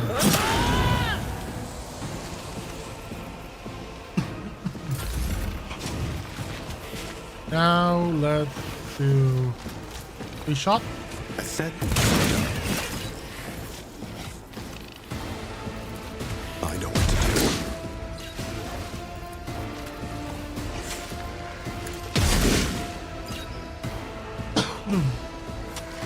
That's it. Still can't hit. Y'all suck.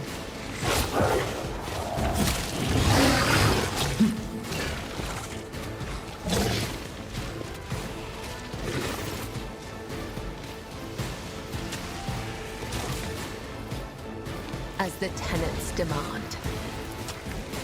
The shadows will see it done. As on oath. I shall One down. trust.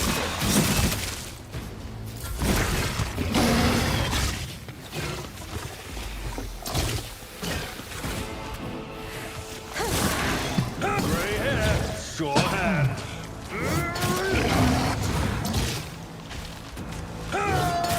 I love that Abelard, every time he parries, he just punches. Let's do a brutal strike. An exemplary strike.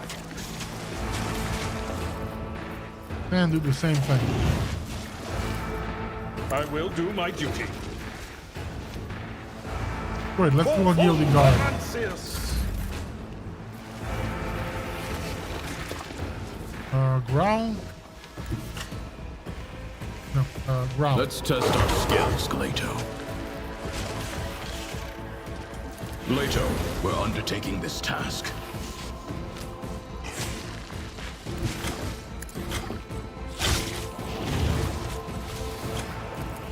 The order executed.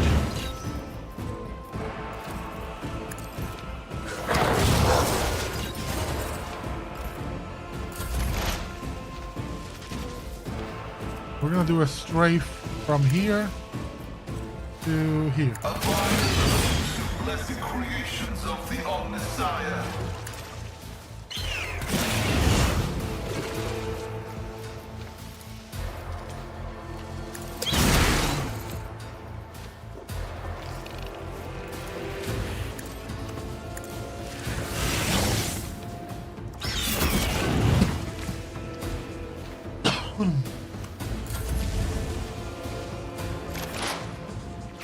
Hey, same deal as before.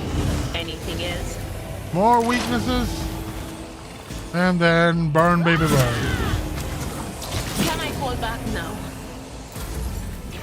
Momentum. Wild hunt. Ooh. I define the outcome. Okay, that did nothing. Oh, right, because I have no bullets. You are clearly outmatched. Now they're done. What happened was no accident. And if my suspicions are correct, Glyto, analyze. Wum, wum, wum, wum, wum, wum, wum, wum, wum, wum.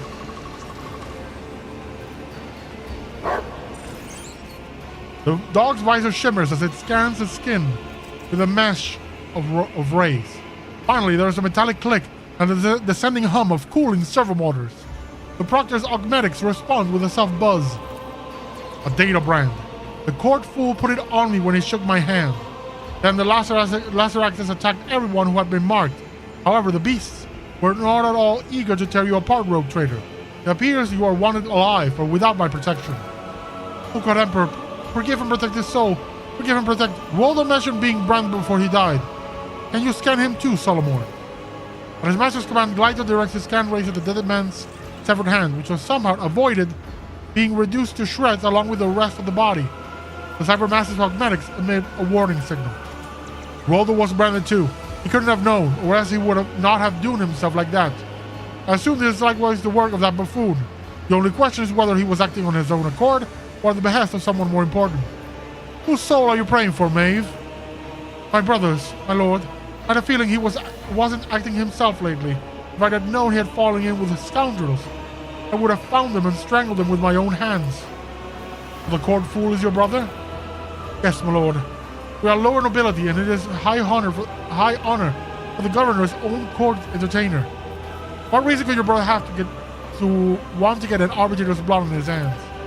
It is a mystery to me too, Celestial Lord.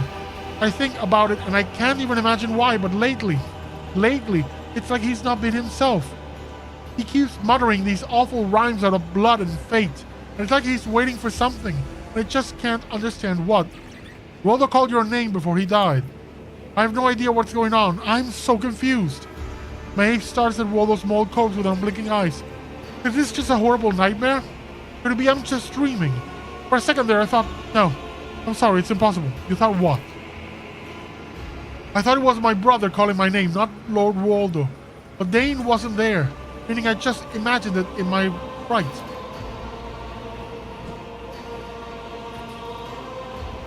You think back to Waldo's last moments.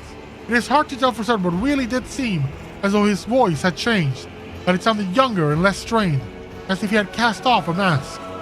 So it's good to be considered of the governor now. If only I knew, my celestial lord. If only I knew. How do I know I can trust you, Maeve? I swear by the Emperor himself, I am unblemished before you in spirit and thought. That is what any courted heretic would swear to try to save their life. But I really had nothing to do with any of it, my lord. All I was told to do was entertain our celestial guests and chaperone them to the castle for talks. And instead, there's just gore and death everywhere. Take us to the castle. I hear and obey, my celestial lord.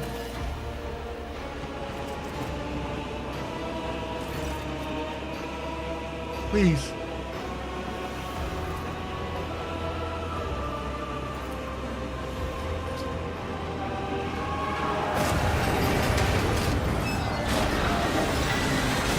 There's people in the gears. That's so awesome.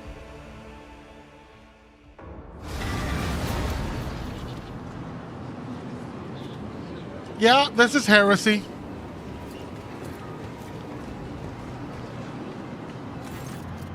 I hope you enjoyed my bloodthirsty menagerie. You instantly recognize the spiteful voice and the cocky smirk of the fool's mask. The arm that was mauled by Cybermastiff at the first meeting hangs limply. He has not even bothered to bandage it. There is a gunshot wound in his shoulder surrounded by singed threads. His garish outfit is soaked in blood. Still acting the buffoon, some people never learn. Solomon gestures behind his back to the Cybermastiff, sending him on a circuit along the wall. A pulsing light draws your attention. Against the far wall, an old man stands behind an ominous-looking altar. The heavily augmented man stares in wonder at the flashes of blue light shaking through the veins of lacertium in the floor and walls. The crystals in his eye sockets gleam and go dark in time with the flashes. Nearby, Lucra, the fortress commander, keeps a sudden vigil. His hand never leaves the handle of his weapon. Bodyguards for a private conversation, isn't that a bit much? Times are troubled, as you know. I want everything to go according to plan. The governor is dead, is that you're doing? Don't be ridiculous. I couldn't swallow a man whole, even though I wanted to. Paul throws his arms up in an exaggerated fashion. The Lacerax fool. You unleash it on the governor. Don't try to deny it. It seems humor is not part of the vocabulary of the Emperor's servants, but truth should be. You see, that governor was a fraud, a fake, not worth crying over. The true governor of Thacera stands before you, esteemed guest. Dane, come on, don't say things like that. It's not right, it's... Shut up, you idiot. You can't even do as you're told. The fool tosses a look of utter contempt at Maeve. Take off the mask. I want to see whom I'm speaking to. Wrapping his hands around the mask, Bluff begins to slowly pull it away from his face, squirming and sobbing theatrically. Suddenly, the moans turn to gurgling laughter, and the fool removes his hand from the mask. I just don't have time to examine this face very thoroughly. Perhaps you can start by explaining what that was all about? No, why so tense? I simply grow tired of you forever wandering about with your retinue. Never a chance for a quiet word face to face. Yet I see your fearsome guardian has managed to find his way here as well. The fool sneers as he nods towards the arbitrator. And do pardon the less than gentle reception. These rain-worn mechanisms never fail to disappoint. Speaking one moment, failing the next. What is it that May should have done, Bluff? Bring you here, to the altar of change. Oh, these are Singe cults. Great, like everybody else. Bring you here to the altar of change and not ask questions. So simple, but she couldn't even manage that. And I, according to your plan, was supposed to die. Solomon raises the palm of his hand that holds the invisible mark of the data brand. Exactly, I don't need you. But don't worry, I've planned for you as well. Tavrisk, are you ready? Bluff smirks, clearly enjoying this imaginary power. Or is it real? Solomon turns slightly away from the fool and makes a series of furtive hand signals, telling you to stall while the Cyber Mastiff gets into position.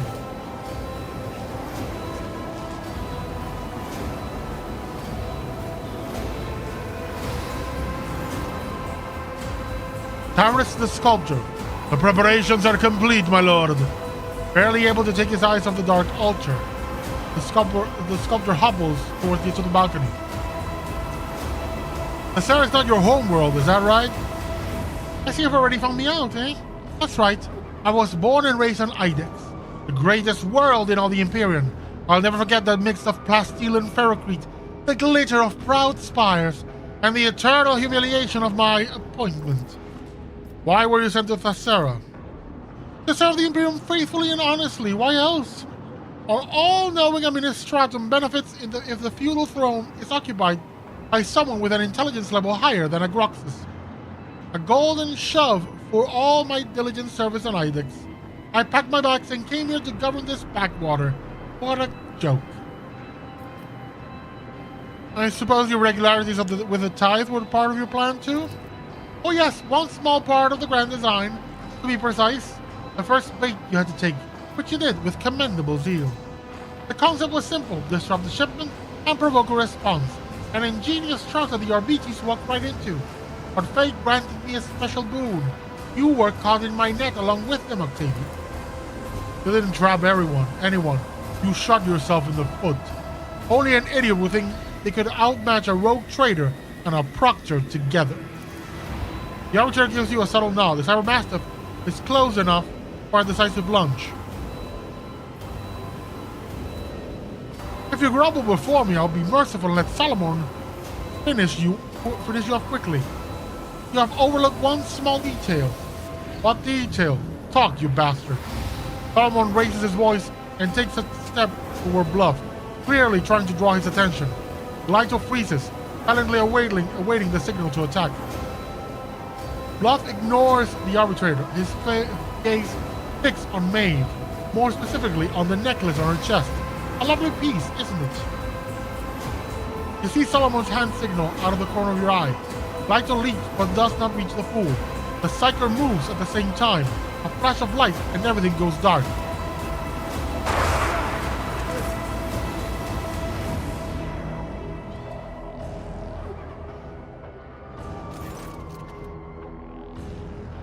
You are surrounded by the smell of old rust. The darkness reluctantly retreats. The pain comes first, throbbing in your head, the metallic taste in your mouth, and finally the feel of the hard floor, chafing your stinging cheek. Maeve's necklace is more than just a pretty bauble, I take it. Much more. You see, with the right knowledge, the right tools, and some complex rituals, people can transform a simple, dirty blue pebble from the depths of Thessera into something truly special. However, it's a bit late for you to do anything with that information. Look around. You see Bluff through the bars of the cage. The mocking smile on his sinister mask seems to grow even broader. Or is it a trick of the light? Maeve, as white as a sheet, with a dark abrasion on her face, weeps quietly as she stands stock still besides the fool. There are markings on the floor at your feet, a crooked circle bordered by unholy symbols. Ruff is standing in the center of an identical circle. You hear a quiet, pressured scraping sound and an old man's muttering coming from the depths of the hall. The few words you manage to catch sound nothing like Gothic. Rogue traitor, can you hear me? You turn to the voice. Solomon is trapped on one of the side cells. Apart from a bleeding bruise on the forehead, he appears unarmed. Solomon, are you alright? I'm fine. He looks away for a moment and then back at you. On the bluff's unwavering gaze, he cannot communicate any more clearly. You look over to where Solomon indicated Glyto lies motionless in the middle of the room. Judging by the flickering lumens on his implants, the dog is still alive. When I get out of here, you are dead. Enough chit-chat. Everest, begin. Wheezing raspily, the old man with the surging eyes spews a torrent of unholy words from his toothless mouth. In response, the markings beneath your cage seem to inhale and begin glowing with light. Maeve's gaze leaps from you to Bluff in alarm. Tear-reddened eyes wide as she realizes what is happening. Dane, stop! Her slight form crashes into the fool, pushing him out of the center of the circle.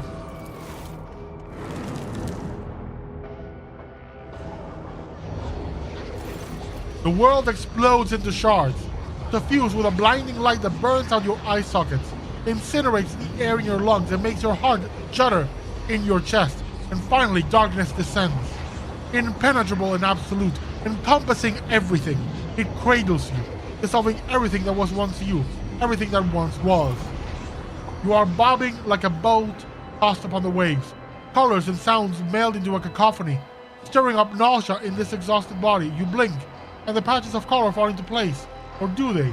Across from you, in the cage, you see a frightened, disoriented face, an expression you've never seen in a mirror. At your feet lies a gaudy mask that has fallen from the fool's face, covering his wrinkled visage with both hands. The ugly and enraged cover of Thessera rises hastily on trembling legs. Tearing daggers at you, Rollo shrieks, "Caesar! Seize Maeve!" The guards take a heavy step in your direction. The look on his face promises nothing pleasant. "Solomon, now!" A sweet melodious voice rings out, not yours. "Glyto, attack!" Your head swims, and through the haze you recognize the figure of a guard, coming closer and closer with no sign of stopping. Your gaze sweeps over the room, searching for a way out, for a solution, until somewhere at the periphery of your vision you notice a streak of scarlet. It is the Cybermassive's visors lighting up, giving you a chance to run.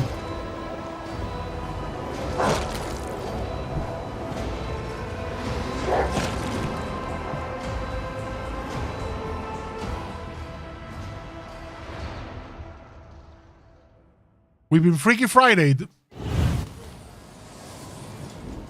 Your mind is a loose shard, cast out into nothing, screaming in the voices of thousands of lives.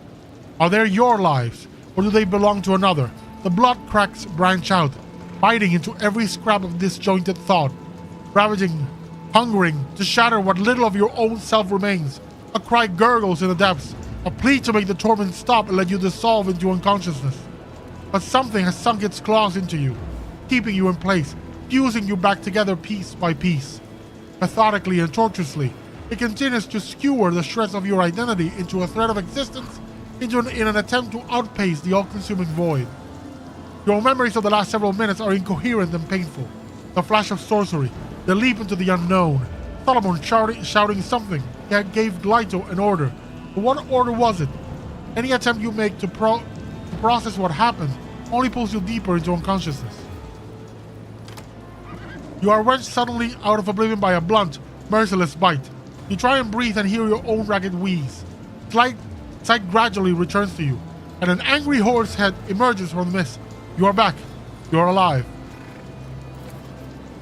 You try to shove the head away from you, but your hand veers off.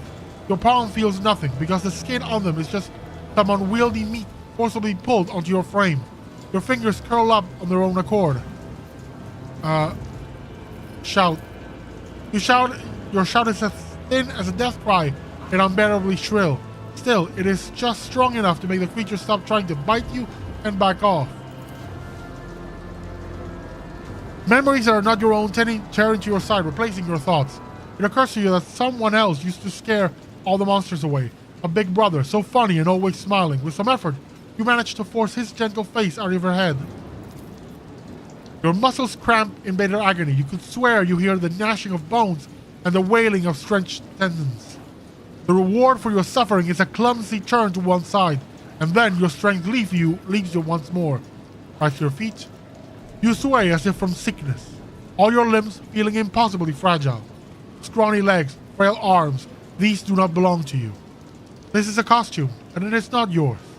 It does not fit your status. It is the wrong size, and it still carries greasy traces of its former owner inside. You are overcome with an urge to tear off your flesh and throw it away like a worn glove. You gather your will and repress the desire to peel the skin off. The mad impulse recedes. The memories that linger in this body may yet prove useful.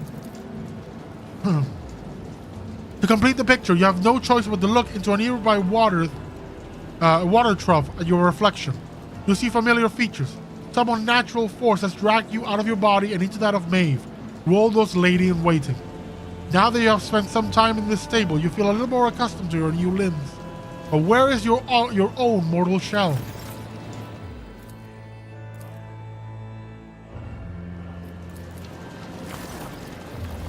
Investigate the waist. Here, take the arm. Pick up the pitchfork.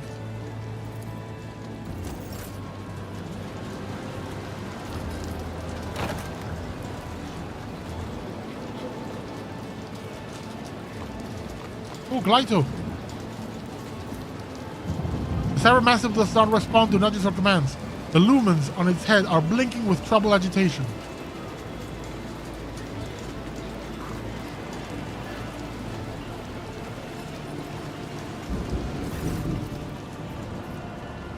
Get back!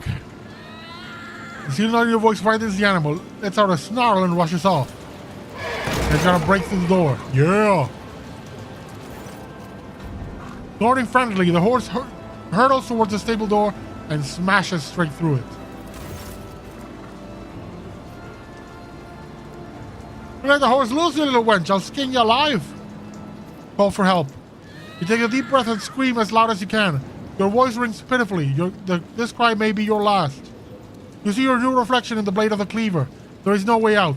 At least this foray into the life of the Therian peasantry has been a short one. An abrupt metallic clang rattles the stable. Something very heavy is coming your way at terrifying speed.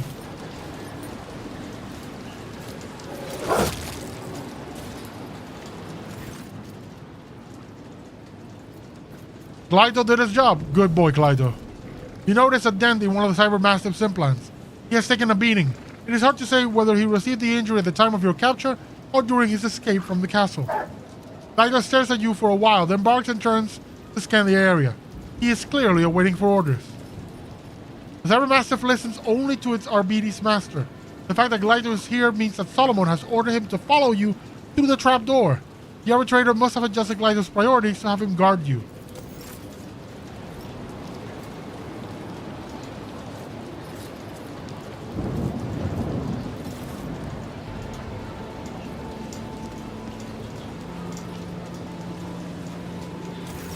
The local inhabitants coming down the slope look hostile in the extreme.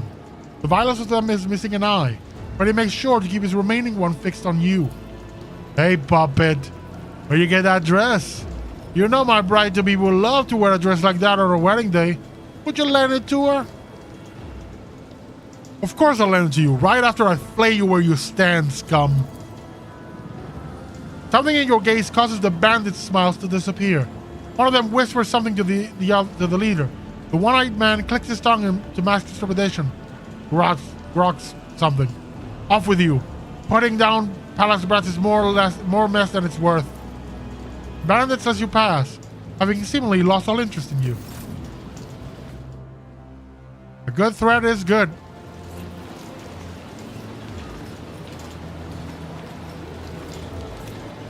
And we'll go over here.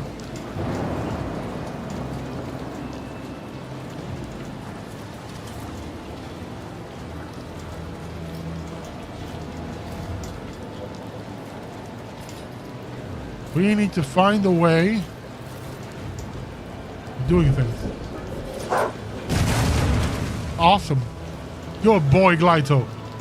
Rob your powder face, you stupid girl. What if I fell on if it fell on someone's head? We spent the whole day hooking up that thing. Now we got to do it all over again. Get out of here before you break anything else. Yeah, we're gonna go, but first, we're gonna go over here.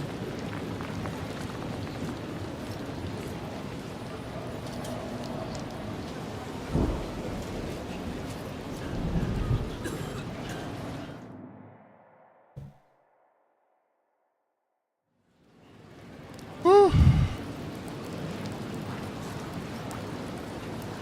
Where are we? Oh. But I fixed that elevator for a reason. Wait, I'm gonna have to kill people.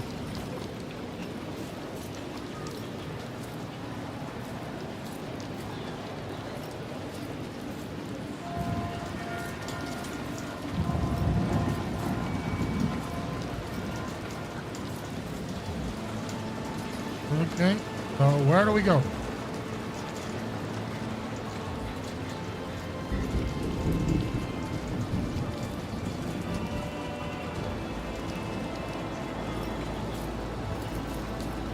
Can we return the worship?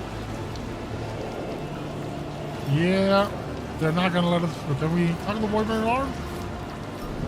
Nope. I figured that wouldn't work. But I had to try it.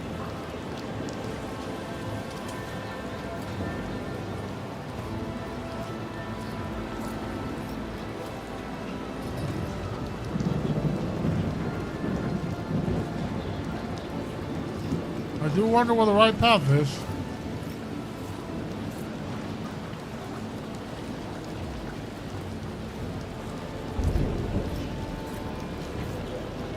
Ooh, open the gate. There we go. Hey, is that you? Hold on, I get it.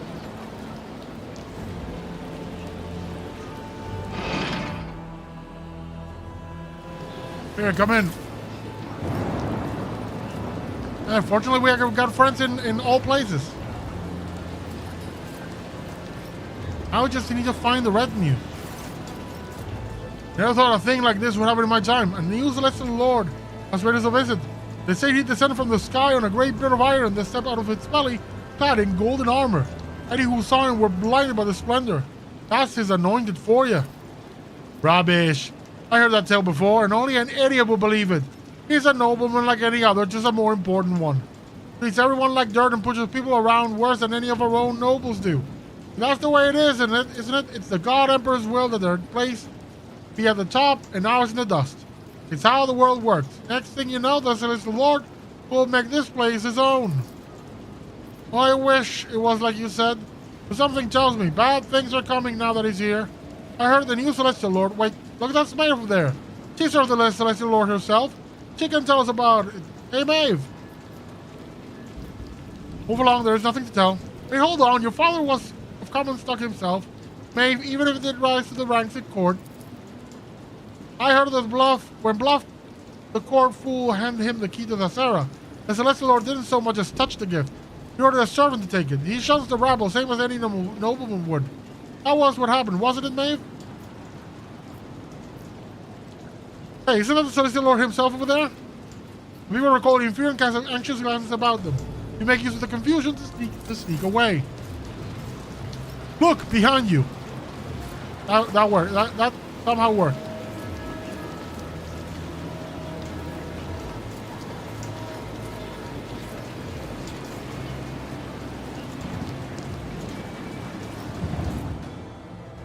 There we go.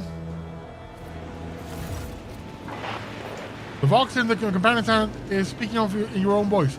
There is no need for concern. The Proctor and I are in the middle of examining the documents. Together with the Governor. We'll be back as soon as we are done here. Oh, I feel uneasy even though the Lord Captain did report that everything is fine. Something about his voice wasn't quite right. Then again, the Proctor is there too. Caught up little whispers. Huh? They're really acting up. You know what? I don't care what the Lord Captain said. Something's wrong. Activating standby mode. Every moment spent away from the dome is another defeat for me. At last I found you. I need your help. They take no notice of you at first, but after a moment, one by one, they turn their gazes on you. Silence falls over the street. Oh, my dear, were you not the one assigned to watch over the rogue trader? I'll be damned. Either I'm completely out of my mind, or no, that's just insane. The Lord Captain, the body of that court lady? That's rich whispers. Look, I've fallen victim to profane sorcery. I need my body back. You're not weak, child. I will cut your throat quickly and painlessly before your soul succumbs to corruption. Look, I have Solomon's Tiber Mastiff with me. Would he order his dog to guard some Thessarian shit? That statement is potentially true. Tiber Mastiff's protocols are difficult to breach and override, much less in a primitive culture such as this. I'm Octavian Valancius, here to kill Lord Valancius, who perished in the course of current voices. Treachery. What else must I dredge up from my past to make you believe me? You could have memorized a few facts from the Lord Captain's biography. Are we to play guessing games now? We need to get upstairs. Just trust me on this. You will find the rogue trader on the top. Tell the shuttle pilot to take us there. He won't listen to me. The suggestion to stop puzzling over your identity and start acting seems to have had an effect. At least no one is arguing with you anymore. Aha!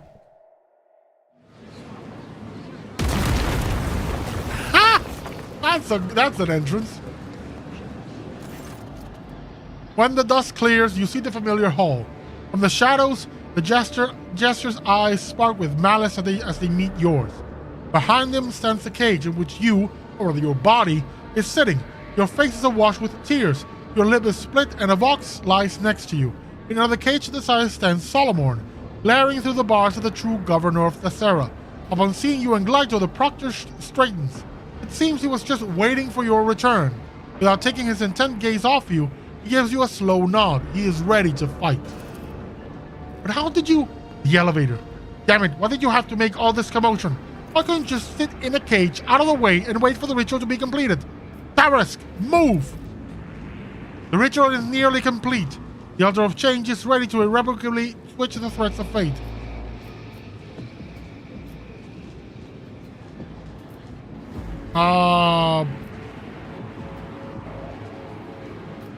Hey, Psyker, return me to my body at once and I will grant you an easy death. But why? Why would I negotiate with a corpse to be? You are the past, and the governor and I are bound for the future. You're really not gonna like that future, old man. The ones beyond the door already send their regards. They say they can't wait to meet you and the little king of yours. There is truth in his words. It is senseless to negotiate with a corpse to be. You have stolen something from me, Roldo. I come to reclaim it. And how, may I ask, do you intend to do that? Only Tarisk and myself know how the ritual works. Certainly, he is the only one who can perform it, and it just so happens that we don't feel much inclined to cooperate. Your tongue is quite superfluous. It's a quite superfluous part of your body, Roldo. Worry not. This flaw is easy to correct. Lunge. The courtful snaps his fingers and the guards ready their weapons. In the tense silence that follows, every sound, every movement can be clearly heard. And then, the metal of the cage emits a piteous creak as Solomon slams his entire weight against the bars.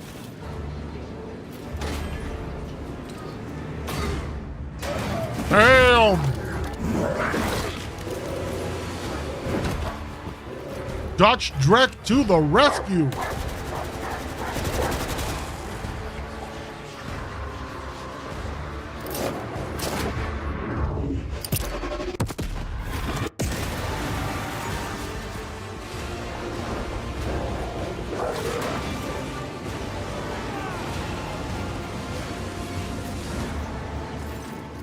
You struggle to open your eyes. As the world has once again taken shape, you realize that you are staring at your own palms. From your own eye sockets. You move a hand and each muscle responds gratefully, filling with warmth. The others watch you with a mixture of hope and dismay. Maeve, the real Maeve, looks at you through watering eyes. Myself again, it was so... She lacks the strength for anything more, and her body collapses to the ground. Governor Roldo, for the crimes of stealing my body from me, practicing heresy, and all-around monstrousness, you are hereby sentenced to death. Attack! How dare you order anyone around in my own palace? Tarisk, do it!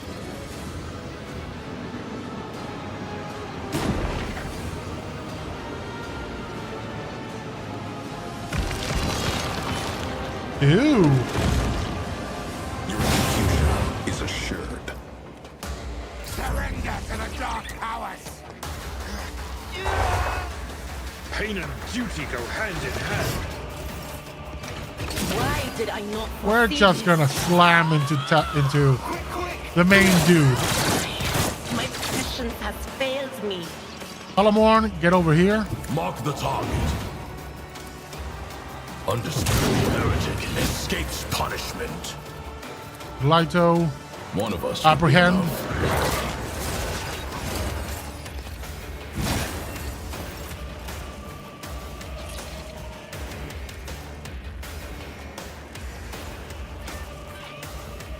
What's this?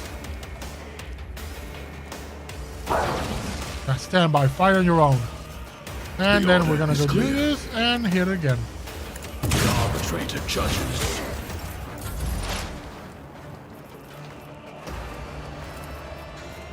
If we attack him, Tech familiar activated. has a lot of health.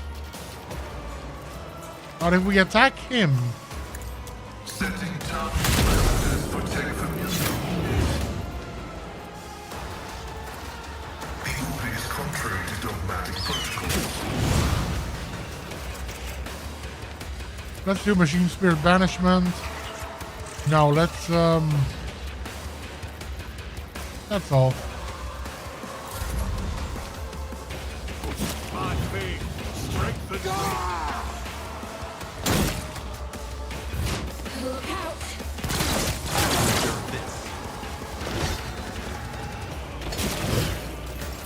Arbitrators are made of Mark, plasteel. block the core pool. Mark the commander. So done. Mark the other one. 3 hits. And then roll adjudication. Now let's do gold shot. I know what to do. As said, so done. Easy. Your end is near! Okay, so this, Anything Floyd, else? and then lightning on everybody here. Fortunate. Just a minor setback. Holy crappity crap. That was hardcore. Ah! Kibella. The shadows will see you by the web. Trust me. As this death is a blessing. You're gonna come over here. I am your blade and shield. Trust my blade. Let your soul be purged. As honor ordained, blade whispers your name. Boom. The shadows will sing. Brings me Now no return pleasure. whence you came. The blade whispers your name. Let your soul be purged. Let the blood of the wicked be shed as thou hast willed. My blade whispers your name. Damn. Let your soul He's going be ham. purged. Caught by the web. As honor ordained. As the tenets demand.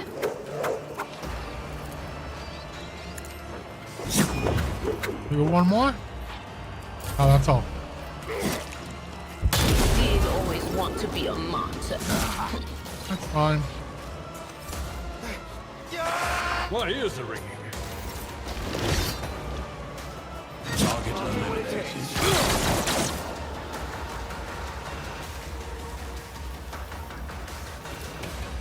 Understood. Let's attack with Roman Reigns.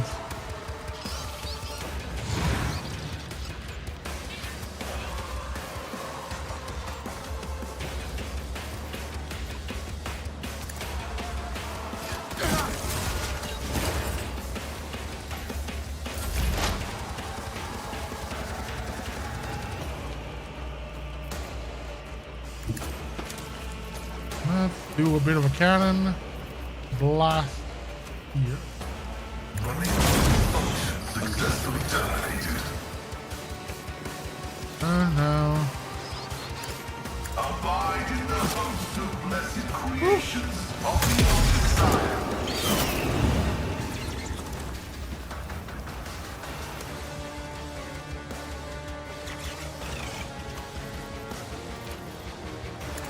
Tech familiar activated.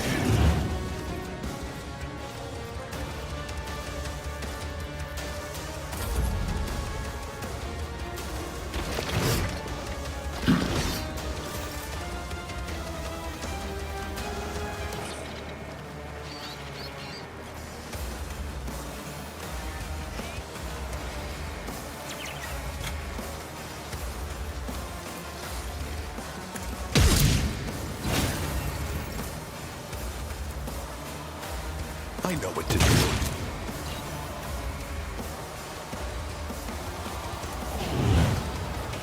They won't expect this executed. On it. But of More course. exploit. First strike your Will defenses. do. And then hit you with the burn. And let's write some benefits for the rogue trader. Was that you? Or A tactically sound approach.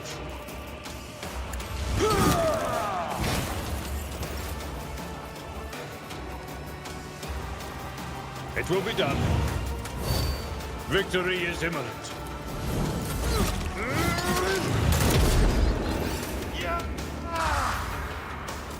Brace yourself, Abelard. Target eliminated.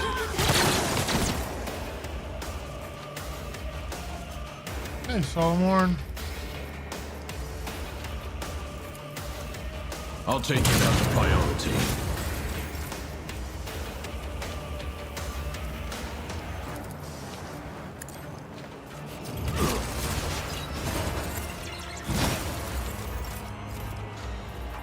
The order is clear.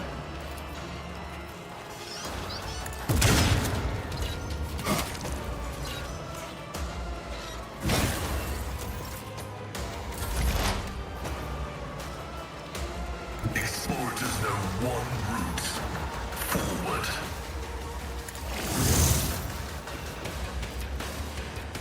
My probability analysis successful.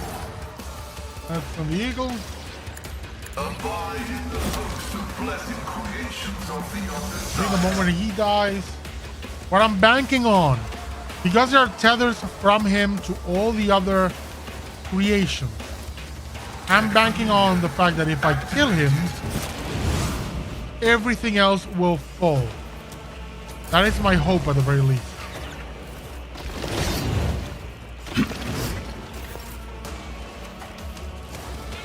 Count me out.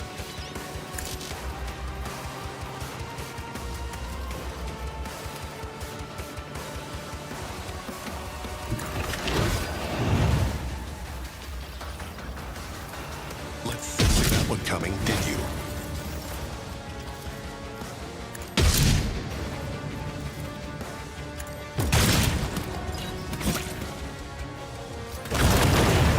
There we go. Called it. Called it right.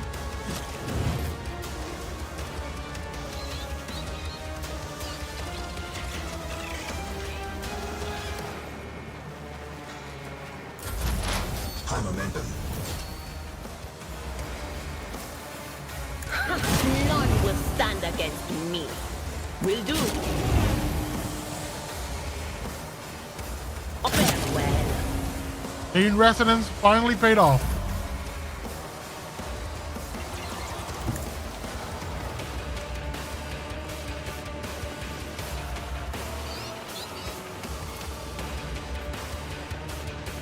It's fine. We're gonna just rush up the stairs. At your beck and call. Pain and duty go hand in hand.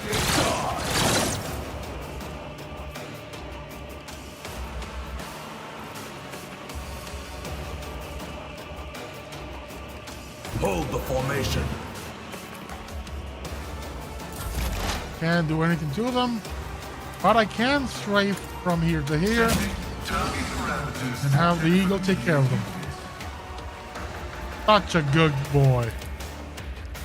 Such a good familiar. High momentum. Easy.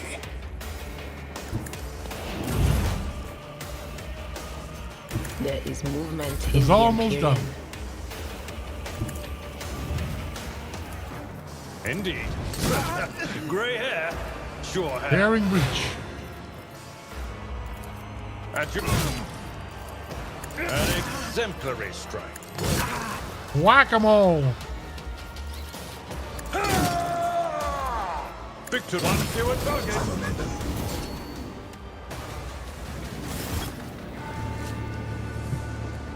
In the ensuing silence, a gurgling snicker becomes clearly audible. 1, 2, 3, 4, 5. I see our guest is still alive. 5, 4, 3, 2, 1. Start the gutting. Start the run. Start the fun. The ugly shambles at his wall of space dissolves into a semblance of a smile. Cease your inane mutterings. You may open your mouth when you are asked a question, and your answer had better be honest and to the point, or I swear by the Lex will make you speak, or rather, whatever remains of you after I finish preparing you for the interrogation. Are there any other victims of your ritual that survived? No, and I didn't count the dead. The ritual is a complex one to perform, so it took Tavrisk and me a long time to calibrate it. And you were the one it worked on, to think of all the possibilities that opened up.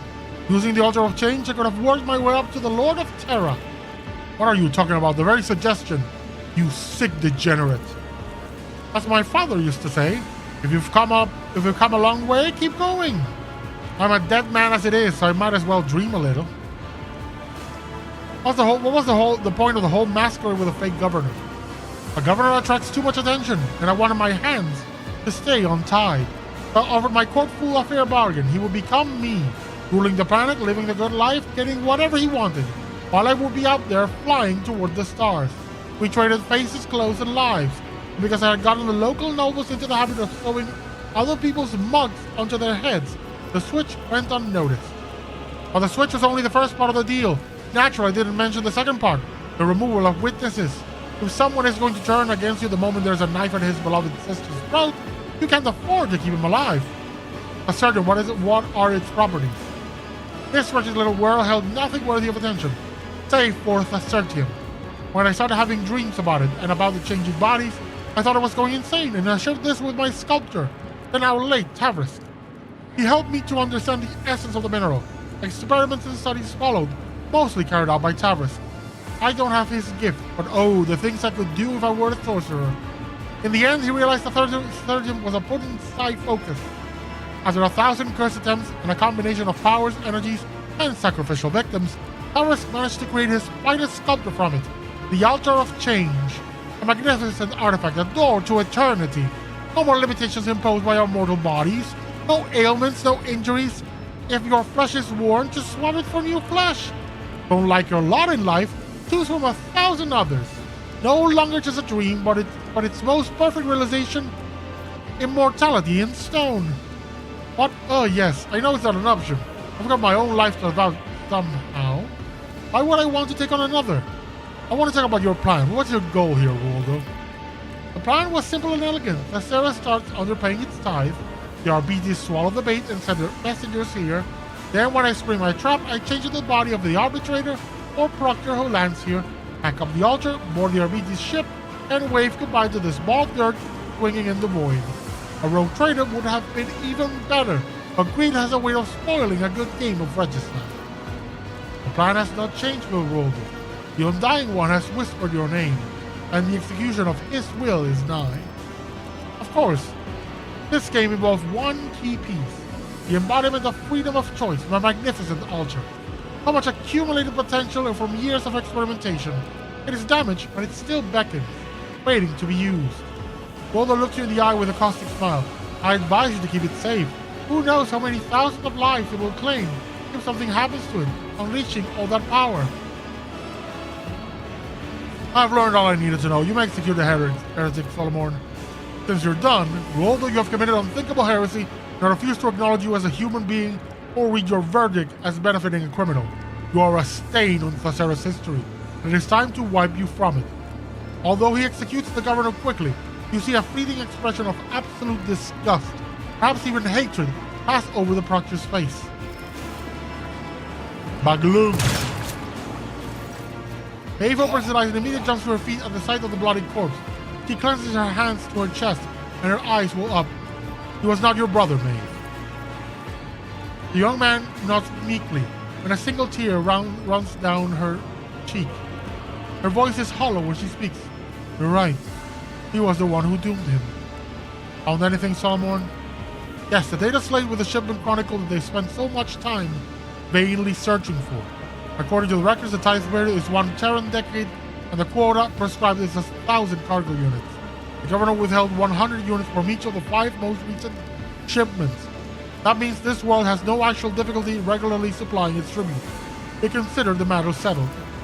Deciding on what to do with the Thasserdium is far more important. It is a resource we cannot afford to ignore. Solomon looks you straight in the eye.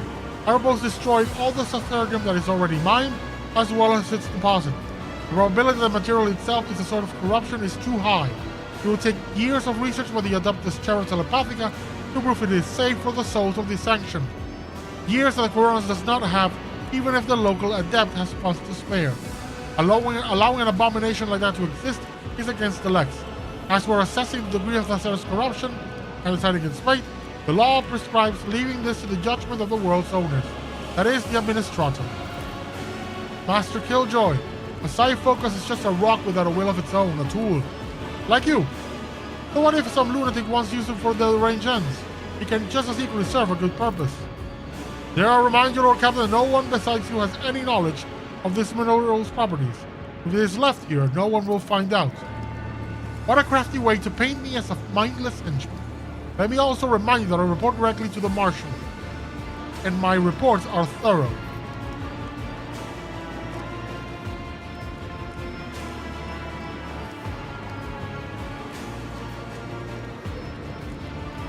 I'm gonna go with the first one. I agree that we must get rid of Thasserdium, but I will not inform the Administratum of its property. It may result in the planet's destruction, and we cannot have innocents suffer because of Ruoldo's misdeeds. You are entitled to share any information you deem necessary with the Prefect, but I am duty-bound to make a report to the Marshal. I will tell him that the Rotor has taken the Thasserdians under his protection. I can hardly expect your will to be taken as negotiable. My Celestial Lord, what am I to do now? You are an accomplice of the heretics, and you have been touched by Sorcerer's Blight. In your position, I will beg for a swift execution.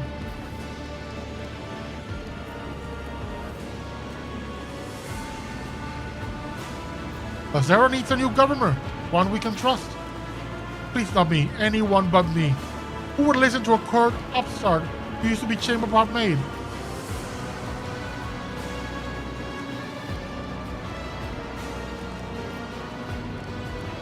That's a fair point. You're coming with me. Thank you, my Celestial Lord, you are my savior. You're going to trust a heretic with Bruno Recap? Then you ought to take a dozen local commoners along as well to face anything that criminal has handled. Then, Thasera's fate is decided. There is no point staying here any longer. The heretic mentioned that destroying the altar would risk death among the local population. Whether he was lying or trying to manipulate us is irrelevant. The abomination must be destroyed.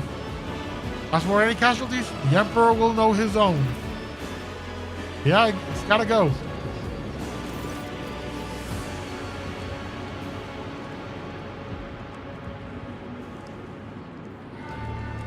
We'll fill this abomination with tons of ferrocrete and hide it as best we can. That way it won't hurt anyone else.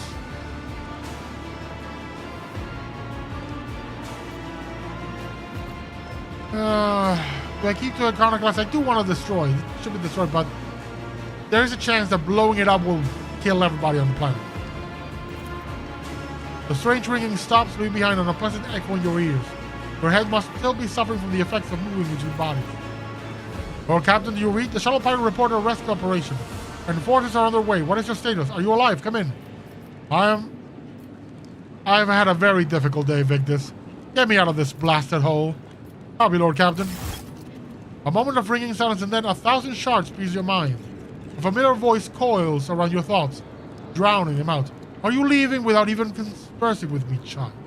Without even asking yourself how such a vivid soul managed to remain intact after wandering in the darkness's embrace and donning another's guise? Such rare luck for a mortal.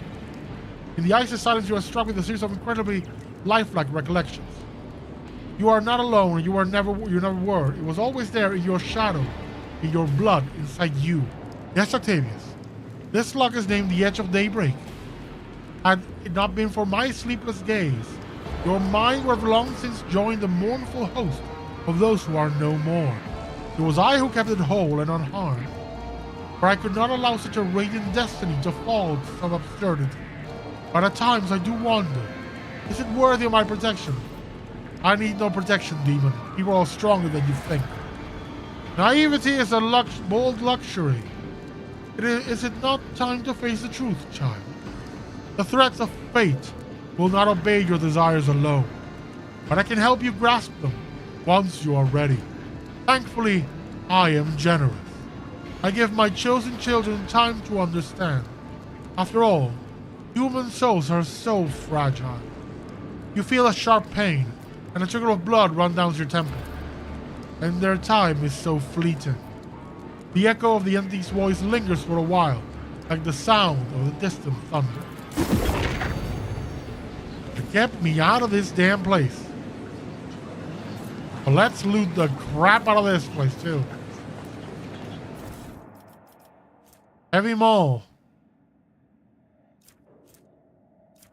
These last guns are awful. But I'm keeping the skull maul.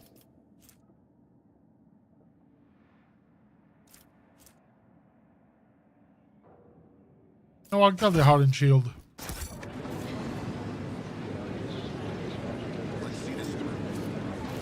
Turn to void ship.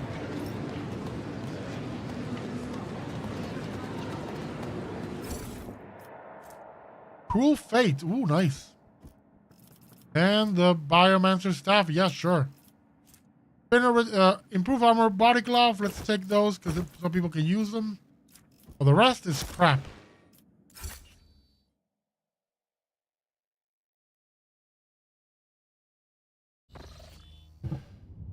Okay.